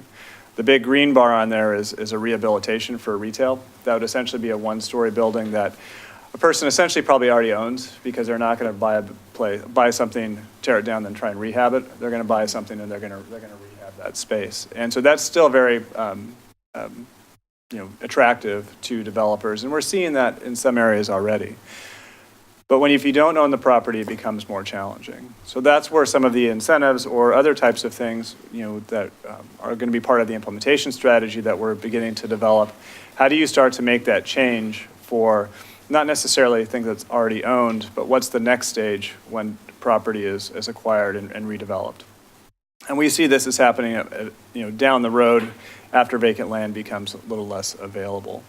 But with parking reductions or tax abatements, Main Street apartments, which is tuck under parking, 2 to 3 story buildings, even wraps and podiums, those do start to become more feasible. The peachy color is kind of a borderline return on investment, but something a developer might look at. But still, when you look at office and mixed use, it's just not feasible, particularly when you look at the cost structures for those types of developments. And then again, parking is part of that, but the rent premium is, again, one of the biggest things. And so if we are starting to see increase in rents with amenities, other types of things that, higher rents come with, people want to walk. If they have places to walk to, they'll pay a premium for that. You start to see, things start to go into the green, which is great in terms of different product types. But again, it's something to think about in terms of how you manage affordable housing or other types of components within town center to keep it a diverse mix of uses. But so again, these are prototypes, and this is favorable conditions with everything. These are prototypes that we looked at from a developer standpoint to see where town center is. And what we're seeing overall is that likely you'll see vacant land develop first because acquiring property and redeveloping is a much more expensive proposition and is a little more challenging to do, but definitely not outside the realm in the next few years from what we're seeing. So we had a few questions in there, but I'd like to turn this to Garth. We can certainly talk about this if we have Q&A, but some of the things we've been thinking about is, what's that catalyst project? What starts the ball rolling, and where would you start to do that? Is there a city role for this? Because some of those incentives are potentially city things that you could implement. Doesn't mean you're paying for it per se, but are there incentives that you could look at through different programs? But then also, are there challenges with this? I think affordability is certainly one, but also making sure we have the right housing mix. That's another question that, we'll be talking about more in the coming months. So with that, I'm going to turn it over to Garth. Thank you, Garth. I'll give it to you. Thanks, Alex. All right. Good evening. Thanks for having us. I'll run through this at a pretty high level and then save some time for questions. So from the traffic needs and perspectives, we took a look at traffic conditions out to the year 2035, which is consistent with the long-range planning for the transportation system plan. And so growth was assumed within town center in the transportation system plan. Some needs and projects were identified, but we took an updated, refreshed look at it, looking with more recent traffic data, some of the changes that have occurred in the city, and some of the planning efforts since town center, such as Frog Pond, to take a newer, refreshed look out to 2035. So the network that we focused on was primarily two areas, the intersections along Wilsonville Road from the interchange out to Town Center Loop East, as well as Town Center Loop itself. Just big picture, and this map is not comprehensive and it doesn't show everything, but if I've got my pointer here. So it is consistent with the master planning that's being done for the town center. There's a few major transportation improvements that would go along with accommodating the feel and the plan development of the area. And then there's some later slides we'll get into more detail with Wilsonville Road. But just internal to the town center area, two of the major new connections are this north-south roadway connecting up to Parkway, and then also this western extension of Courtside Drive. Again, this is not all encompassing. There would be additional local street connectivity, which would provide an enhanced grid pattern, more redundancy in the transportation network, as well as a number of amenities for pedestrians and bicycles going through, including trails, cycle tracks connecting to the planned overcrossing on I-5, connecting down to the park and through the town center. So again, we looked at to 2035, compared both kind of as a base. What did the TSP layout? How do things look different now? This is just a quick snapshot of how conditions looked with the transportation system plan. And so there's recognized congestion along Town Center Loop West. That's due in part to the proximity and the proximity of these intersections to Wilsonville Road, as well as the amount of traffic cutting through Wilsonville, Town Center Loop West, not only to visit the local destinations and uses, but also use it as a bypass route through Town Center Loop. One thing I want to note here too is that Town Center Loop West, it's showing functioning fine in the future. That's with the assumed additional widening of an additional southbound right turn lane. So today out there in the on the southbound approach, there's a left turn lane, a shared through right, and then a right turn lane. So there's 3 lanes. This will be a 4th lane in addition to that. That's currently in the TSP. Looking with these additional improvements to the town center transportation system, and again, I'll get to the specifics of what those are. But the intersections would all meet the mobility targets along Wilsonville Road, and through the intersections that we looked at. And that really happens for a couple different reasons. Number one, it shifts a lot of the traffic and turning conflicts away from the interchange area where queues currently get backed up. There's a lot of conflicts there. It would shift those to some of the other roadways. There's the new connection that would help bear some of the load and the access to those to those land uses fronting this Parkway Court, as well as some additional traffic onto Town Center Loop East. The other thing that it provides is by some of these improvements, we'd be able to have more efficient use of the signal timing along Wilsonville Road. And so not only would we be reducing some of those cross sections to serve pedestrians and bicycles crossing those roadways, but it'd be a much more efficient traffic signal. There wouldn't be as much time wasted changing between phases. So I'm just going to walk through the intersections along Wilsonville Road, going from west to east. That this is by no means meant to be an implementation order. A lot of this would be would rely upon this new roadway connection through the center of the area before you would make some of these other modifications. But starting over at Town Center Loop West, again, I spoke to the reduced cross section. This would restrict left turn movements from Town Center Loop, from Wilsonville Road onto Town Center Loop West. This could be operated as a very efficient two-stage or a two-phase traffic signal. It's primarily through traffic. You'd still be allowing some turn movements off of Town Center Loop West. The biggest benefits from this would be, again, you can see that the reduced cross section, only 3 lanes for pedestrians and bicycles to cross here, rather than the 6 lanes that they would otherwise have if you pursued the improvements that are currently in the transportation system plan. Additionally, on Wilsonville Road, there would be the opportunity for a median to provide some safety and refuge for those for the pedestrians and bicycles that are crossing that roadway as well. So where would the people that want to go to Bullwinkle's turn? So to get up to Bullwinkle's, and I can, let's see. So there's a couple different ways. They could come in, they could turn up of this Parkway extension and go north on that, or they could go down to Town Center Loop East and go up that. So we would take them purposely through the town to clog them up more, to go backwards. The intention would be to reduce the number of turning conflicts that are right now on Town Center Loop West, and also to deter some of the traffic that's cutting through there from areas to the north and to the west that aren't visiting the Town Center area. In most cases, with the additional grid system and improved connectivity, the travel distance would be less for many folks. The example you raised would be an exception to that. There's a lot of cars turning in a double turn lane right off there to get to a lot of places. It's already failing as an intersection. We're going to put one more intersection in there and say that it's going to work more efficiently. Based on the traffic analysis, yes. And again, this is the same analysis that got us to where we are right now anyhow. I mean, it's mind-boggling to me when we put in Frog Pond, we're already backed up where Chase Bank is right now, trying to go west. and our solution is to put in a ton more people to overload this system. Wow. So as I run through the rest of these improvements, this might make more sense too, but part of this, so there would be left turns removed here on Town Center Loop West. Again, those left turns would be able to go up either here, and there would be an additional left turn lane on Town Center Loop East.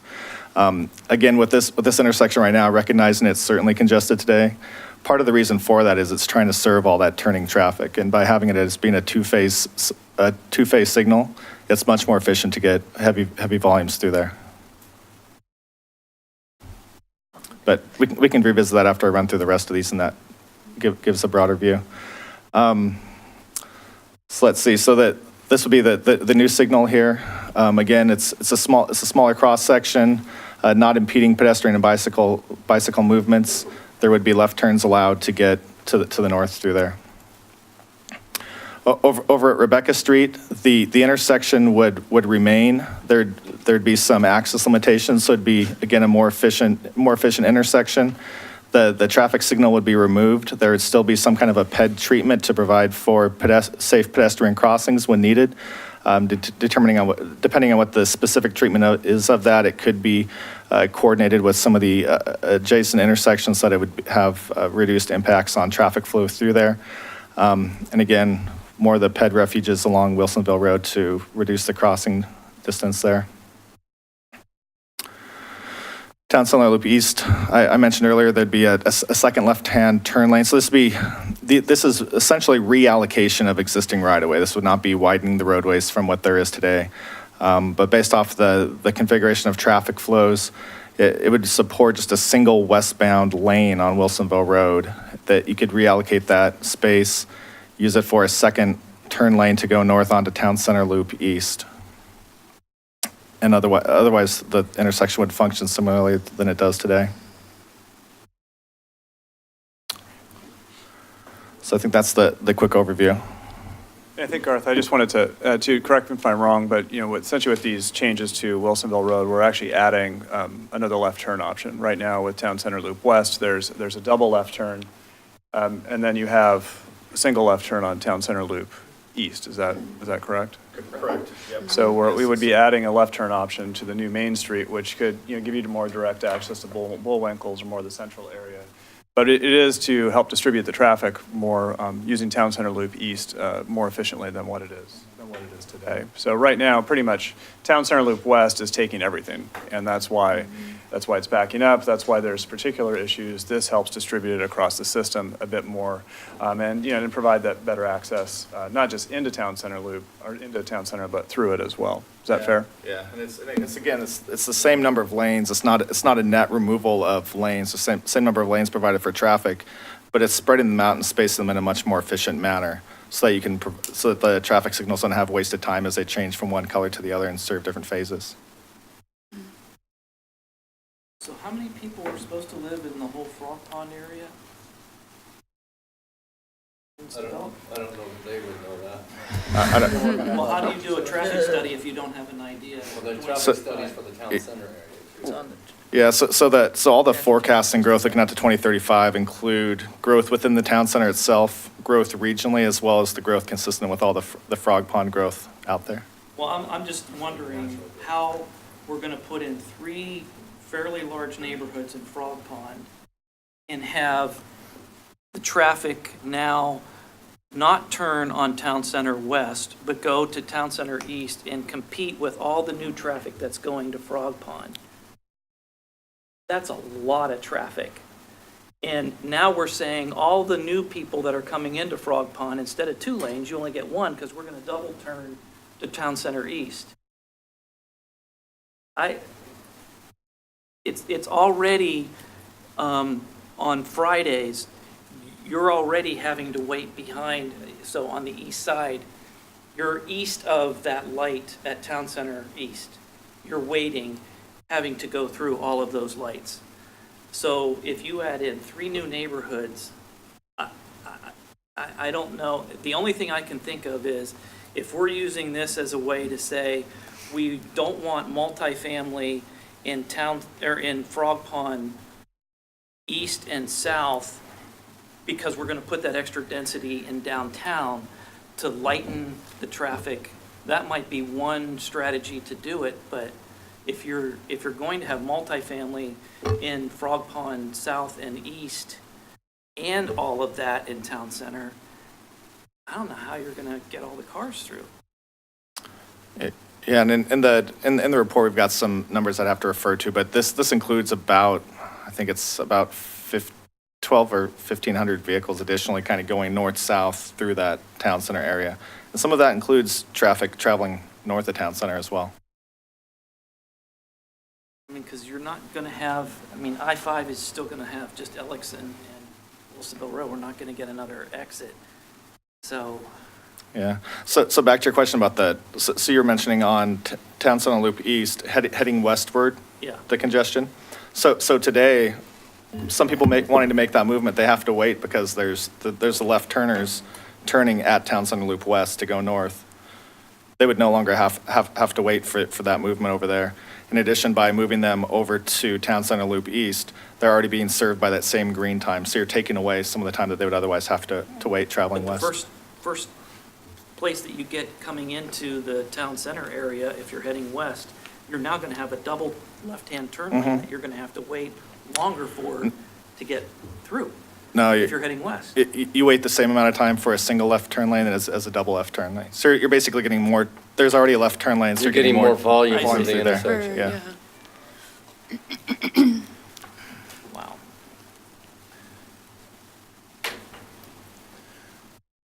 So, would you like to have some private consultation time with planning? I mean, Well, I'd be very interested to see how it's all going to work, but it just doesn't seem to. I mean, I'm just trying to put everything in my head. So we're going to raise the cost of living 20% or more and throw in all this extra traffic.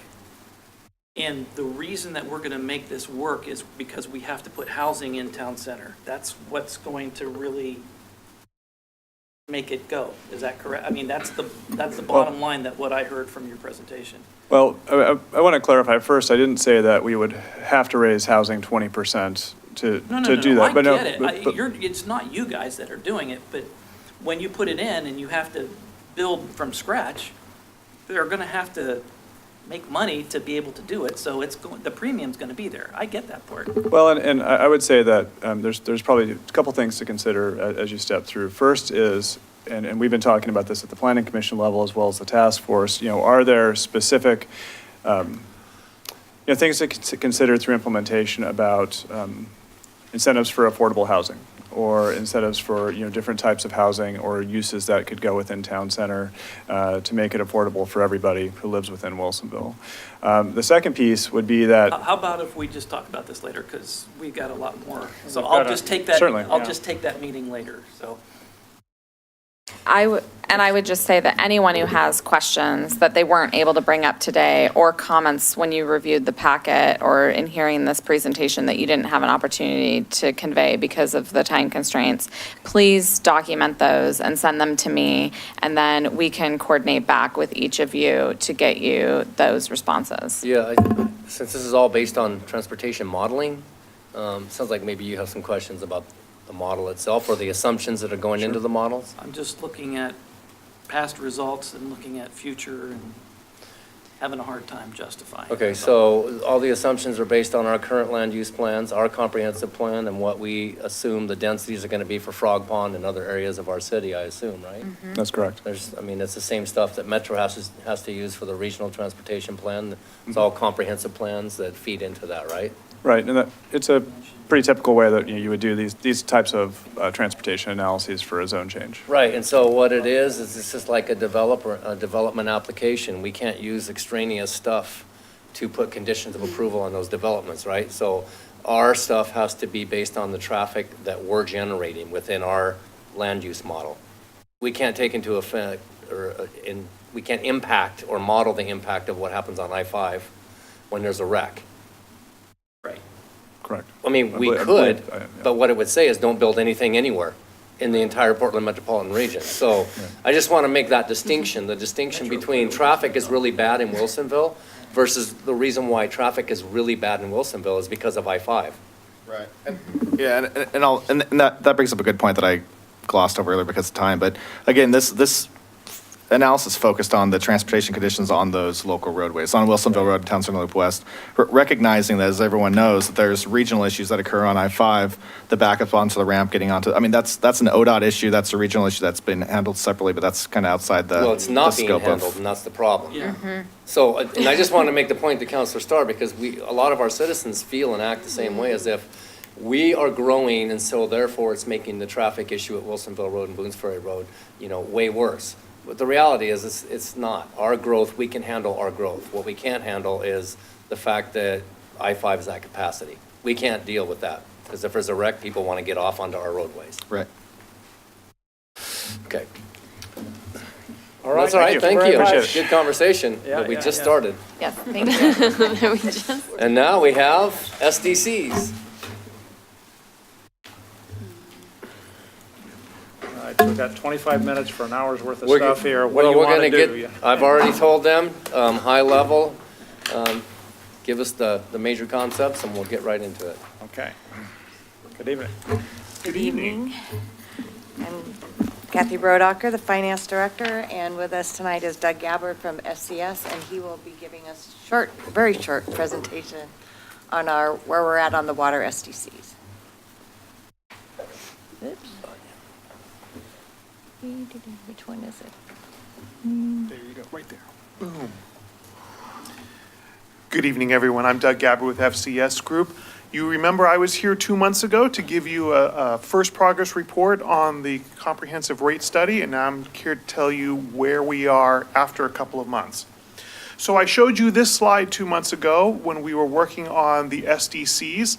I told you that you were going to have a water SDC somewhere between 9 and 11,000, and the SDC was looking like 6 to 8,000. The water is in the range, and sewer has taken a dramatic twist that I will tell you about shortly. This is a reminder of what's in the SDC calculation. For water, you have both a reimbursement and an improvement fee. That's good, because a reimbursement fee allows you to spend SDCs on capital that is not growth related. Here's where we landed on the water SDC. $9,600 per meter capacity equivalent, which is the equivalent of a single-family house, which is about $3,600 more than your current charge, and then the full rate schedule there for you. So a little bit of an increase on the water SDC. To give you the details, I won't. But be assured that we did take out growth related to Sherwood, because you can't charge SDCs at Sherwood as much as you'd like to. This is where we figured out your reimbursement fee. We used assets you currently have. We backed out the cost that you didn't pay for, and we applied the percentage of the assets that are available for future users. It's all legal and good. You have a lot of water projects. There are 3 lines of source documents at the bottom of that slide. 167 projects lead to a total improvement fee cost basis of $66.6 million. And so that all shakes out to, once you add the compliance fee, that's roughly 3.5% on the second to last line at the bottom, $9,600 per meter capacity equivalent on the water SDC. Sewer SDC. We have suspended effort on that once we got into the weeds on the project list. And so once we started pulling out duplicate projects, projects that have already been completed, projects that were no longer relevant, the improvement fee cost basis dropped from $192 million to $128 million. Now, I don't know if that seems like a dramatic shift, but it is, and it ended up at that point with an SDC that was actually lower than what you have right now, which in theory is not bad if that's the whole picture, but it's not the whole picture. Because of treatment projects, only $35 million of that $128 million in eligible costs is for wastewater treatment projects. And we are all, staff and the consultants are all quite convinced that that is not the full picture of what the sewer projects will be. And so we have decided, together with staff, that we're going to hold off on the sewer SDC until some much-needed master planning is done on the sewer side. Does that make sense, what I've just said there? Because I know that that's not what you were expecting, but I want to be sure we're clear on that. Okay, so I want to touch very lightly on the revenue requirements. So once the SDCs are done, we move on to rates. Rates themselves take place in a couple of phases.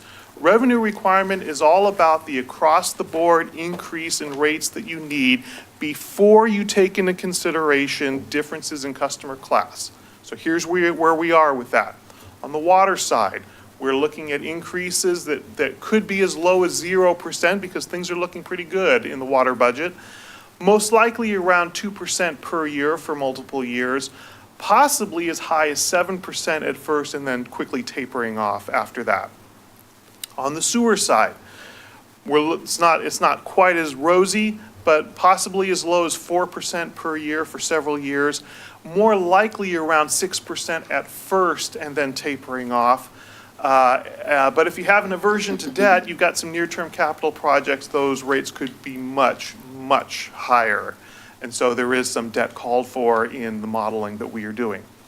So what prevents this from being done? Well, there's some remaining questions to be answered, like the staffing impact of system expansion and new projects being added to the asset register. When you build stuff, you need people to run that stuff. And so we haven't fully taken into consideration those impacts. And also capital funding decisions such as timing of projects, use of debt, et cetera. And so those are the main variables that will cause these percentages to jump around as we move forward. So we are continuing to rinse the analysis with staff, and once we do, we will then be able to move on to the cost of service analysis. So, but I'm jumping ahead. Where we are here then for the SDC is that we have a water SDC that's ready to implement, if you agree that it's ready to implement, and the next thing you would need to do is provide a 90-day notice and get the public process started that way. We will continue to work with staff to complete the revenue requirement analysis by answering the outstanding questions and calculating those across-the-board rate increases. And then we begin the work of looking at your customer classes and addressing equity issues there with the cost of service analysis, and we'll be coming back with different rate adjustments across each class. And then the final step in the whole rate study is the actual rate design, which is the fun part, where we get to play with different combinations of fixed and variable and tiers and good stuff that we can play with. And that will be the process. I'm going to take a big deep breath and I'm going to entertain any question you might have. Nailed it. Those single-family housing rates look like a lot more than the percentage rate that you ended up with. For the water SDC or? Water. For, Were they 8,000 something? No. So existing is 6,000, you're going to bump that by 3,600 to get to 9,600, right? that's correct. That's the proposal. So that's a lot more than 50% bump. That doesn't sound like 2% per year that you. No, he's talking about rates. Those There's two rates. different issues. One is the SDC and then the other's the rate. And he was talking about rates on 2%, correct? That's correct. Yeah. So this is SDC. That's clearly not 2%. No, Yes, it's sir. clearly not 2%. it's clearly not It's 2%. huge. I mean, we own our own water. We thought we were pretty steady. How can we be looking at a 50% increase? So the SDC is for the future growth of the city. So that's based on a So capital improvement plan. yeah. Right, Are our we, treatment plant we're upgrading. are we dreaming? I mean, we have so many projects in there? Are we? We're dreaming of being able to provide potable water to people 10 to 15 to 20 years down the road at our peak capacity, which is someday in August. It just I don't seems- know what day, but it it's is in- a day in August. August 15th. So there's a difference between obviously the rates and the SDCs. The rates All right. pay for debt, they pay for debt service and O&M. Our SDCs, there's two components of that, but we're basically talking about the future growth and expansion of the city. And that's why that's going up so much, because the cost of doing business is going up. Cost of steel's going up because of tariffs. So there's a lot of reasons why the costs are growing up so astronomically. But this is a I zero-sum mean, I find game. that, I kind of find that shocking. I just didn't think we could be that far out of where we ought to be. If, yeah, I mean, that's a pretty major upgrade. And there's two of them, 20 and 30. There you go. So our city engineer, or one of the two that we have, I was going to introduce the other one here, or have Nancy do it, is correct that those major upgrades to plants are super expensive. And if you want people who are buying into the system to pay their fair share, the one and only way to do that is to make sure that your SDCs are set at the rate that they should be. Otherwise, your existing residents are going to pay for that. Subsidize them, yeah. Right. Yeah. I went to that SDC class. So my next question is, and I understand, you know, we got to pay as we go and why for the SDCs, but knowing that the cost of money is probably going to just continue to keep rising, is there a way to maybe front load some of these capital projects to get to lower rates sooner, or maybe attack some of the expansions while it's a little bit cheaper In for the money? today's dollars, you mean? Yeah, I mean, it's not going to be tomorrow, but knowing that it's going to kind of keep climbing, is there a way to front load some of these projects to protect? I think he had that covered in one slide where he talked about staff capacity. Well, that's one of the to issues. manage it, but just to build it, that's the Timing of question. projects Yeah. is what you're talking about. Well, we can certainly have that the- conversation. It's probably not modeled into this current The home discussion. builder's forecast was that we're looking for a downturn in 20 to 22 timeframe, you know, at which point construction costs are presumed to be mitigated somewhat. You know, are we, I mean, that would argue don't over front load it, you know, try to time your stuff a little bit more to more I think modest construction I think it's gonna be more expenses. of a slowdown than a, And a pullback. yeah. So, Well, you never know, that's right. yeah. So one of the biggest projects on that SDC list is a 20 million gallon water treatment plant expansion, which needs to happen in the next couple of years. What's the totality of that project? About 30 million? I think it was 11 million. 11? And then there's the 30 inch upgrade by 20. Yeah, in 10 years, right. And the So seismic that might be one that upgrades. we could talk about front loading, I guess. I mean, I don't know how, Well, that allows you to keep your SDCs where you need to get into the building, so. I don't know, it's just cheaper. We had talked about some of the money coming in from the big pipe being used to offset future capital projects. Is that figured into this at No. all, or? I mean, could be, but we have not. We talked about that for rate, Rates. right. Rates? Yeah, or- not or SDCs or capital, but rates, right? We hadn't talked about it, I don't think specifically one way or the other, but that it would. that it Yes, in would- 2026, you will have about $17 million on a balloon payment coming to the city that you could decide to, you could use a portion of that for rate stabilization. You could use all of it for rate stabilization, but I think that's going to be for a future council to determine. We do have some money that's coming in now. So if that's the direction you want to provide, we could show you what the incremental savings on rates would be. I would assume you would not want to subsidize growth. You would not want to apply that to SDCs. I'm making that assumption. I would recommend that you not do that. Growth should pay its way. But if you want to do something on the rate side, that's something that we could model. That incremental payment that we have coming in and the balloon payment, what impact it would have on rates. Absolutely. Okay. It is our intent to model that out carefully. Okay.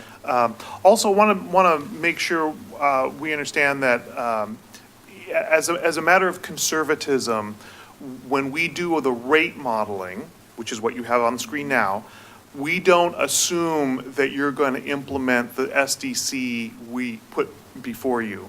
So we assume in the rate modeling that the projects are going to be built, whether it's done from SDCs or rate money. Okay. So, so you don't have to implement the full SDC we're bringing to you and if you don't implement the full, it won't harm the integrity of the rate analysis, and it won't prevent you from getting the projects done, at least in the near term. Does that make sense? What I'm saying? No, it doesn't make sense to me, because it seems like you're double covering. You're covering some of it out of rates, and you're covering some of it out of SDCs that you're not sure you're going to get. Well, what I hear you saying is that it would affect the projects downstream, not the ones that are near term, right? 'Cause That is correct. You're not bringing in the full amount of that money that you're recommending, so therefore you can do whatever projects are front-loaded. There'll be money for those. What you're shortchanging is the projects on the back end of the cycle. That's what I hear you saying. That's correct. Okay. That makes sense. We need more time on this than we have. Well, we're not asking you to raise the rates tonight, are we?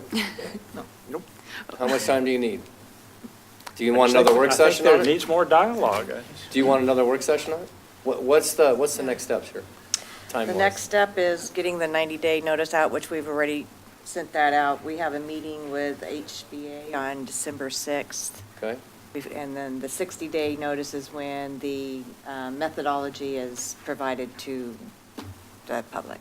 So that And- would seem like a good point to bring it back to council and work session. We haven't looked at any comparisons of neighboring cities, which we usually do when we're looking at We can this stuff. certainly do that, but comparisons are, just remember, comparisons on STCs mean nothing.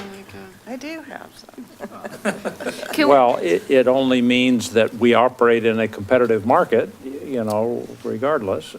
It might mean that, but STCs are a zero-sum game. You're either making growth pay for itself or you're not, and every city has different systems. I was more thinking about the rates in the comparison. Okay, the rate than about aspect. So the. the rates are, yeah, a Rates are little different, stiffer, and yeah. they're going to be later in the process, probably. What you're doing January. now, the reason why you have to do the notice for the HBA, the Home Builders Association, is because that's statutorily required. So we're focusing on the STC at this point, not the rates. Correct. Okay. So we'll make sure that you get more face time with the STC methodology before implementation, because they have to approve the rate increase Correct. anyway. Yes. All right. Is there, as part of the rate portion of it, has the annual, what are we getting for the big pipe? Is it an annual payment, or is it quarterly? or- $175. $78,000 Until So it's 20 annually. Until 2026. Every July 1, yeah, annually. Have we asked policy-wise if we could take a look at plowing that money into the rate, what that would do to the equation? Is that We part of have what you not did? done We that. can do yet, that. but That's we what I'm can. suggesting, that if that's what you're sensitive about, is the actual rate, not the SDC, then we can model what that money would do. I mean, there would be a positive effect on rates Right. if you plug money into it that the ratepayers don't have to make, right? Well- The question is, what's the order of magnitude with the current revenue stream and the balloon payment downstream, 2026? I But think if they're that only would be- talking 2% bumps anyway, it's not extraordinary on rates. No, but I mean, if it keeps coming in each year, it's a way to at least say, hey, I mean, this is what the council negotiated to help keep our water rates down, you know, each cycle. I think that's a really good thing that we can go back and show the public. We have that information we can provide to them. Keep in mind that that money is also an opportunity cost, so if you apply some, most, or all of that to rates, then you're not going to have it to do some of the other things that you talked about on that list as well. Once that money's spent, it's gone Right. forever. Right. I mean, that's a decision that, I mean, will have to be made each rate cycle as to, you know, what you do. That's correct. And to the mayor's point, I mean, I understand what you're saying. I mean, we want Wilsonville to continue to be a consideration of a good place to build a home within the metro area. And so we can't be parked too far out on our SDCs that builders are like, I'm not building in Wilsonville. So I mean, to your chart, I mean, we've got to be in, you know, somewhere in the game so that we're desirable. We'll show you what the other cities are charging. I'm sure it's going up everywhere. It is, so- Yeah. yeah. SDCs really are that zero-sum game, though. I just, Timelines. my last comment that I always say. Hey, how about Garden Acres Road, Mayor? You ready? I know. No, I'm good. I'm fine. I'm fine. You had a timeline slide? Can I just see it for like 2 seconds? A timeline. Yeah, like first we do this and then the 90-day thing and then. Yeah. Yeah, that one. Okay. Okay, thank you. That's, I just wanted to see that again. We will have So a lot we're more like, we're opportunities. right at the 90-day notice and now we're gonna be going You're at the down. top of that list. Okay, thank you. You bet. Okay, thanks. Thank you.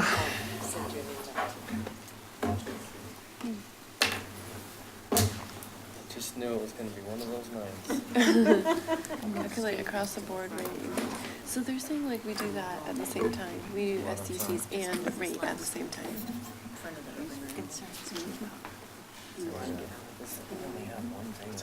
Get out this one. You guys have a presentation, or you're just talking? So we need to ask you to exercise your creative approach and speak every third word in your presentation. Yeah. Every third word. All right, good evening, Mayor and Council. My name is Jordan Vance, Economic Development Manager, and I'm up here with Kathy Rodecker, Finance Director, and Nick Popenook from Tiberius Solutions, who is our consulting, who's helped us with our financing plan for Garden Acres Road. We've been working with developers the last couple of years. There's been a lot of interest in the pipeline, and so we've ran different models that could show how we could finance Garden Acres Road. And we're excited to come tonight and present a scenario in which there could be a larger development. It's currently still trying to acquire about 40 acres in Coffee Creek for a speculative development of manufacturing and warehouse distribution. And with the forecast of this development, it looks like financing could potentially be feasible. So with that, I'll hand it over to Nick Popenook, who's going to take us into more detail on the financing plan for Garden Acres. All right, thank you, Jordan. I will be as quick as I can. This won't be the last time you have a chance to hear about this project. This is just a timely update because we do want to move forward with construction of the road project starting next year. In order to have money available next year, we sort of have to start the project now in terms of applying for loans from the state of Oregon. And so we're just talking to you before we move too far down that trail of asking for funding from the state. We're talking about Garden Acres Road in the Coffee Creek Urban Renewal Area. This has always been an important project and also has always been a chicken and the egg phenomenon, where we need the road in order for a new development to occur in that area, but we need the new development in the area to generate the tax revenue to pay for the road. We've been stuck on that point for a couple of years now, but we do have TIF revenue, small amounts coming into the urban renewal area now.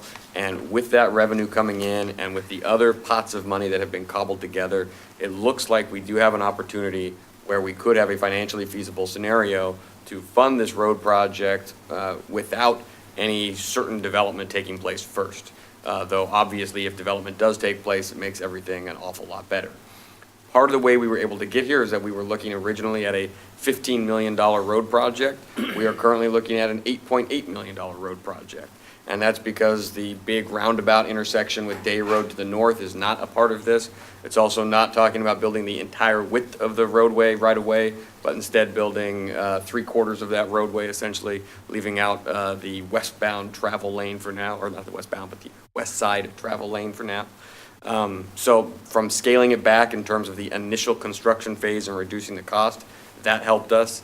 And then we also have several pots of money that we are hoping to tap into for the project. In your packet, there's a handout that shows the sources and uses of funds over time. And you can see that SDCs are estimated to contribute several $1 million to the project. There is also the Coffee Creek Reserve Fund, which is a little over $1.5 million that has been with the city for this kind of a purpose, earmarked from previous work that was done in the area.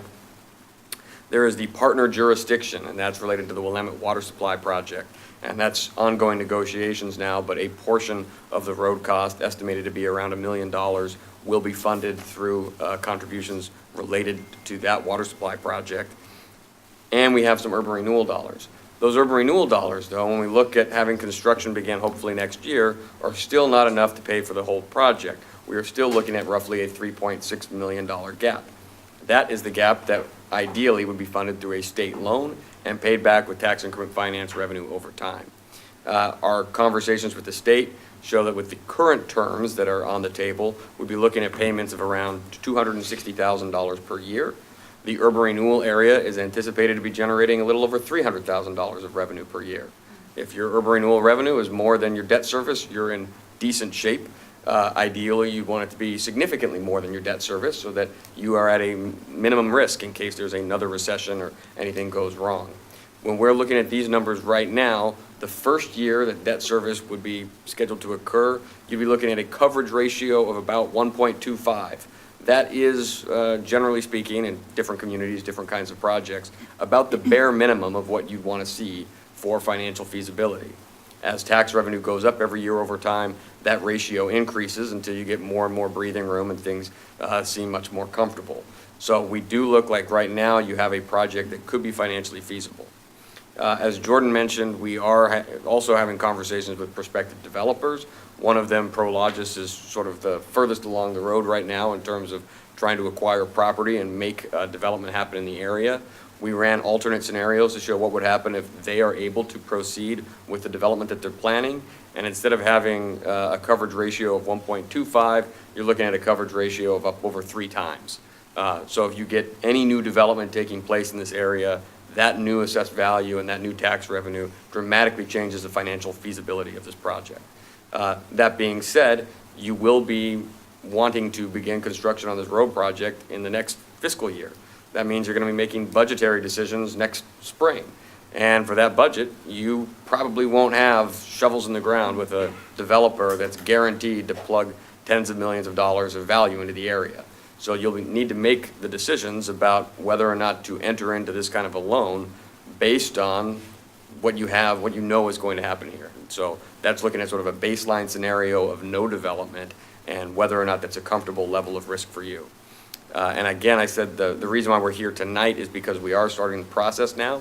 So this past week, we met with representatives of the state, the Infrastructure Finance Authority.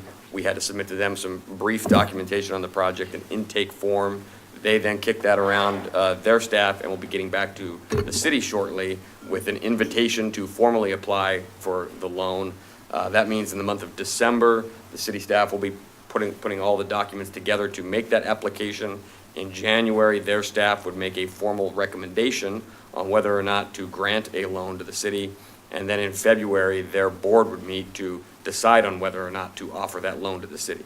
That means that next February or next spring, the city staff would be back here with you again to say, hopefully, great, the state has agreed to loan us the money. These are the terms that we need to decide whether or not to enter into. And so there will be a formal decision for you to make in the spring about whether or not you want to accept this risk and take on the loan that would allow you to begin construction on this project next year. So I think that is as fast of an update as I can provide on the project. Do you know the general terms of these loans? So we are anticipating that it would be a 20-year term, and they're currently looking at an interest rate of around 4%. They will want this to not just be backed by the TIF revenue. They will want to have the full faith and credit pledge of the city behind it.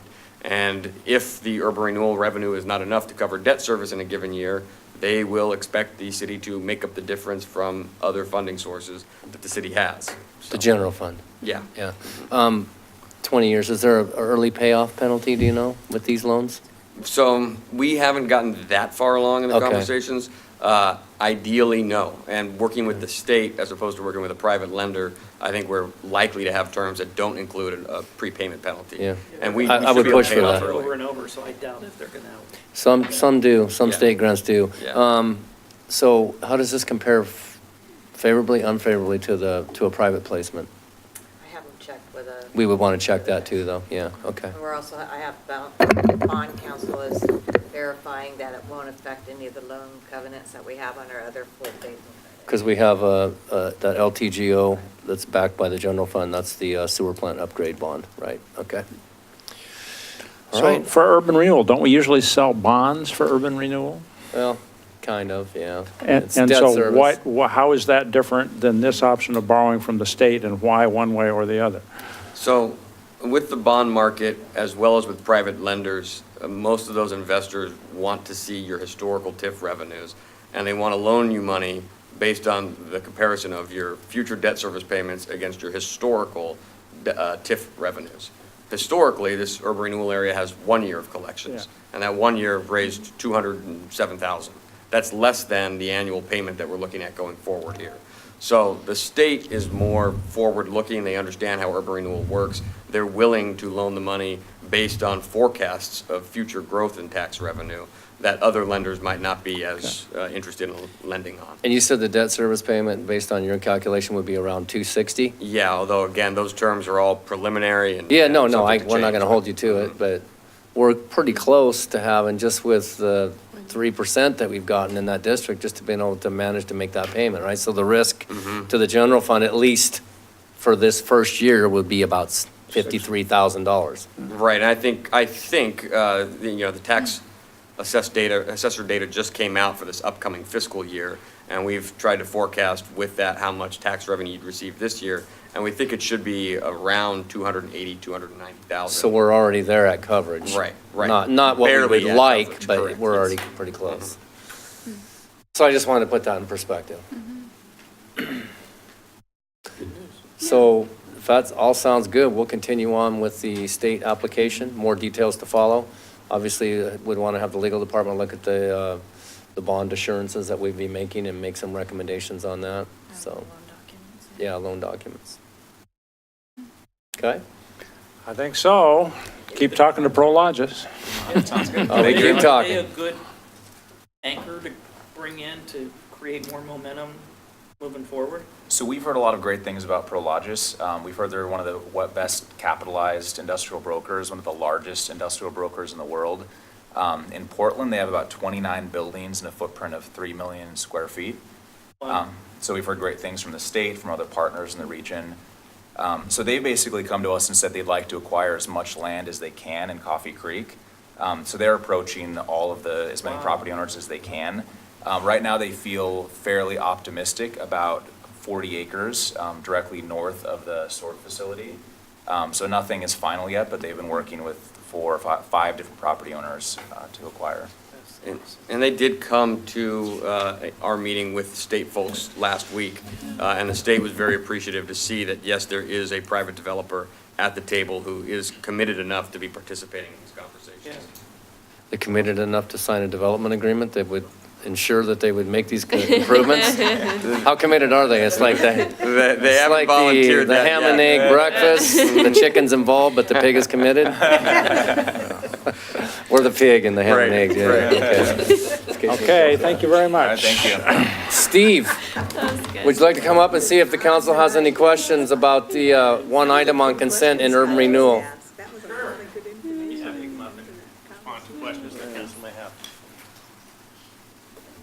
This is about the change order that's under urban renewal. Yeah, so for the record, Steve Adams, Development Engineering Manager. With the OTEC PSA, we have for the design and construction observation of the 5th to Kinsman extension, costs have gone a little bit higher than expected by over the 15%. So, and we're looking to ask council to approve the additional funding for that OTAC needs to take the project to 100% completion and through the design, through the construction stage. Some of these costs were based on requests that we had made them to look into a little bit closer, redesign areas here and there. Some of it was things just were complicated and got a lot more hours pumped into the project than anybody thought to begin with. We did go through several negotiations with OTAC over the summer, agreeing on how the cost overrun should be split. Nancy and I both attended all those meetings. What came down to what we felt was reasonable and what they felt they were willing to work with us was we would kick in $207,000 to cover our requests, and they would basically eat the other $61,000 plus that they thought they could have done a better job managing the project with. Basically where we're at. So I think maybe I should step aside on this item due to my personal investments in that area. Would you be able to handle that piece of the meeting? It's the consent. Oh, it's yeah. consent? Consent agenda, yes. You could still participate, but you could recuse yourself from the vote. Yeah. It's urban renewal. Yeah, it's urban renewal. You could call for a motion in a second, any discussion, and then you could announce when the vote comes that you're, in Yeah. fact, if you're gonna do that, I would just put it under new business, because consent requires 5 people to vote unanimously. We'd have to change the, Or you could just recuse yourself from the very get-go, and then it could be it's a the 4-0. only item on the, Right, it urban could be renewal. 4-0, as long as you recuse yourself from the start. yeah, that might be easiest. Just turn the meeting over to Counselor Starr. Just I in mean, the Board consent. Member Starr. Oh, no, so this is your. Urban Yeah. renewal, yeah. In the consent part? That's all. Okay. You would just have, You would just have a- Attorney Jacobson read the consent calendar, and once you do And that, vote, you yeah. can take a second, a motion in a second.